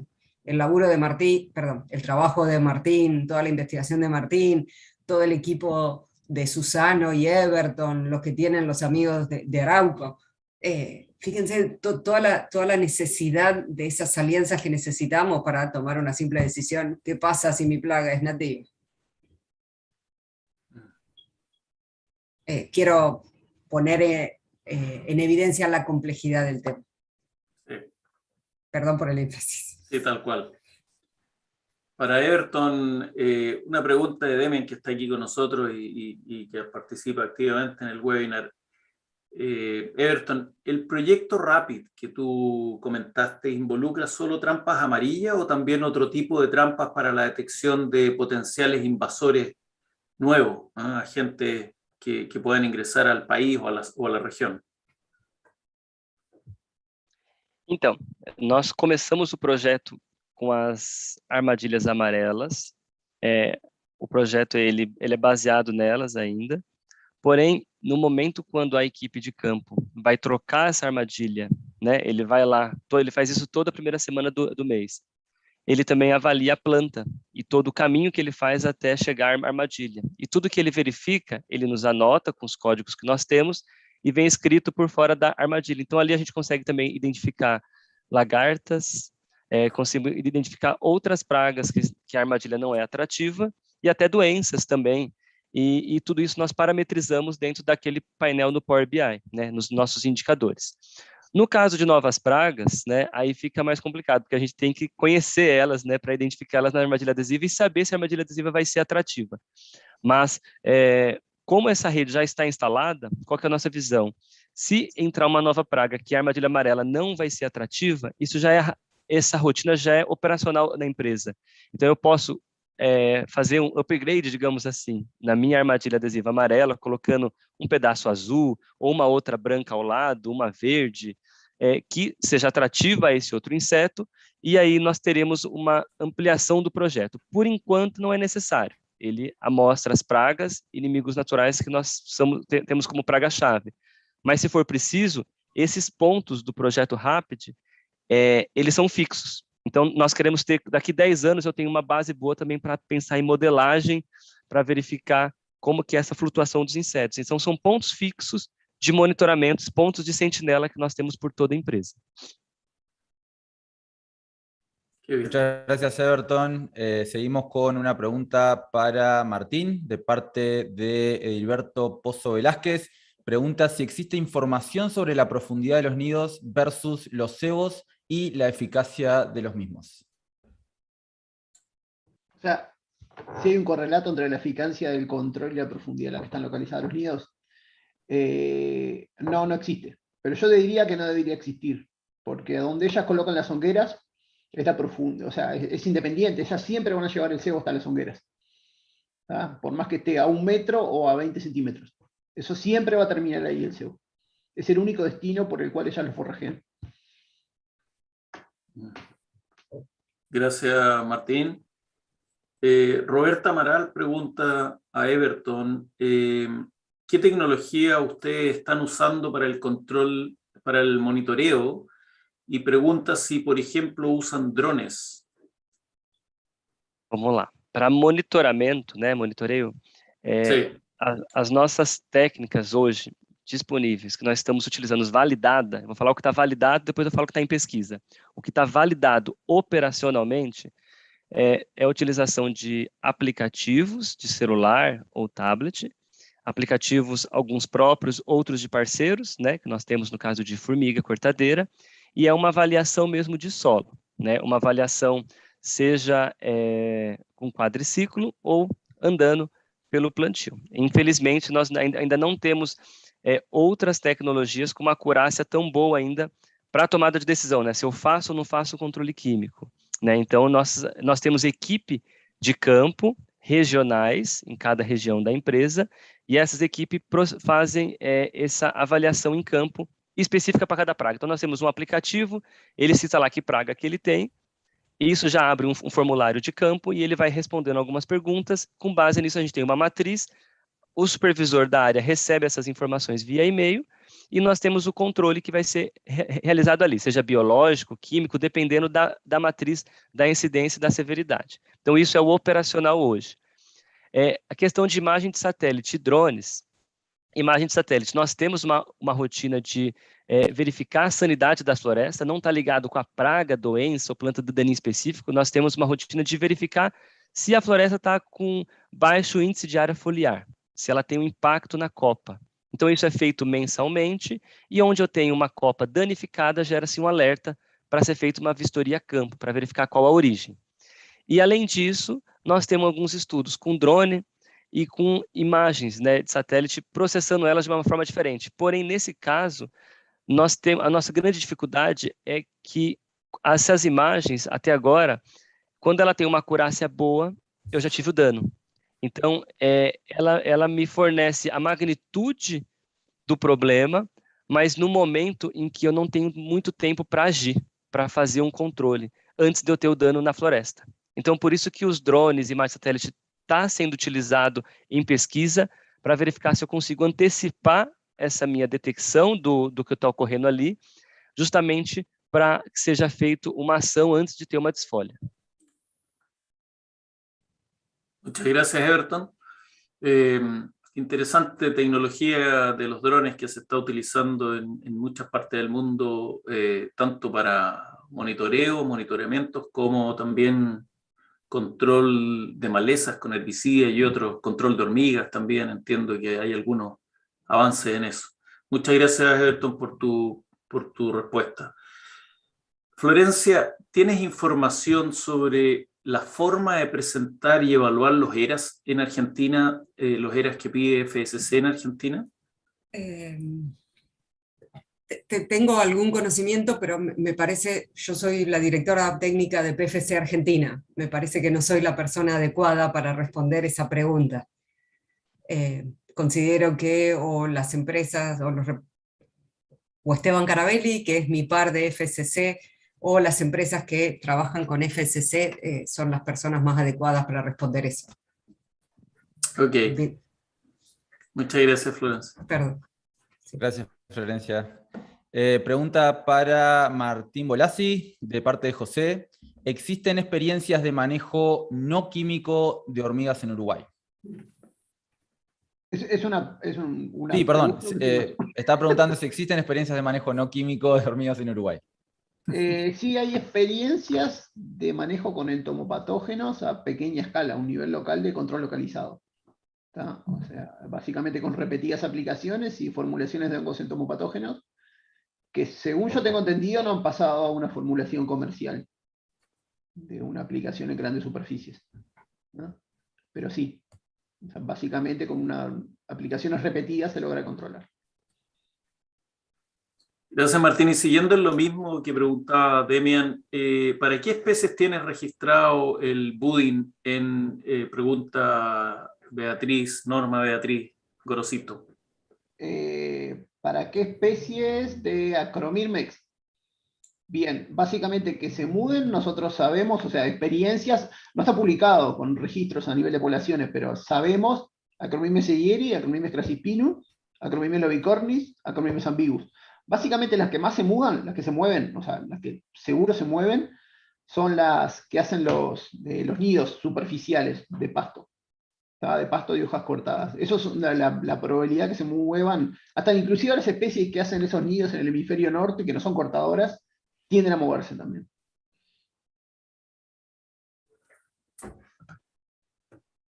Gracias, Martín.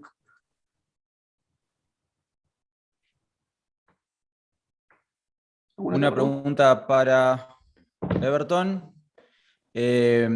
Rodolfo Molinario de Sousa pregunta: como fica a balança do MIP certificação da Suzano em relação às formigas cortadeiras? Sim, formigas cortadeiras acho que ela que provocou, né, a trazer essa balança para um nível mais técnico, né? Nós tivemos uma proibição no passado da certificadora com açofluramida. O controle de formiga, como o professor Leonardo comentou, Leonardo Martins, ele é químico hoje, né? A gente utiliza iscas formicidas, temos produtos termonebulizados, temos produtos polvilhados, temos produtos também pulverizados, mas é um manejo ainda muito dependente do controle químico. Nosso controle biológico já foi feito muita coisa, a teste experimental, estamos fazendo um teste recentemente também, mas nada se demonstra eficaz com essa praga que tem um potencial biótico que eu mostrei na imagem para vocês. Então, o que nós temos naquela balança que a gente apresenta para contrabalancear tudo que veio de exigência da certificadora é o monitoramento. Hoje nós temos equipe que faz o monitoramento em 100% das áreas da Suzano na fase de manutenção, né, que é do 8 meses até o 6º ano.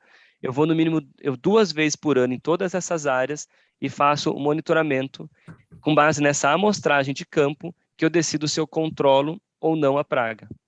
Então, nessa balança aí para a formiga, eu acho que para nós da Suzano, o monitoramento é o grande peso que nós colocamos ali para contrabalancear e ter evidências técnicas que eu estou utilizando os agrotóxicos que são precisos, né, os formicidas que são precisos, mas de uma maneira cirúrgica, de uma maneira onde ele é necessário e ele é justificado, porque senão eu vou ter perda de produtividade florestal.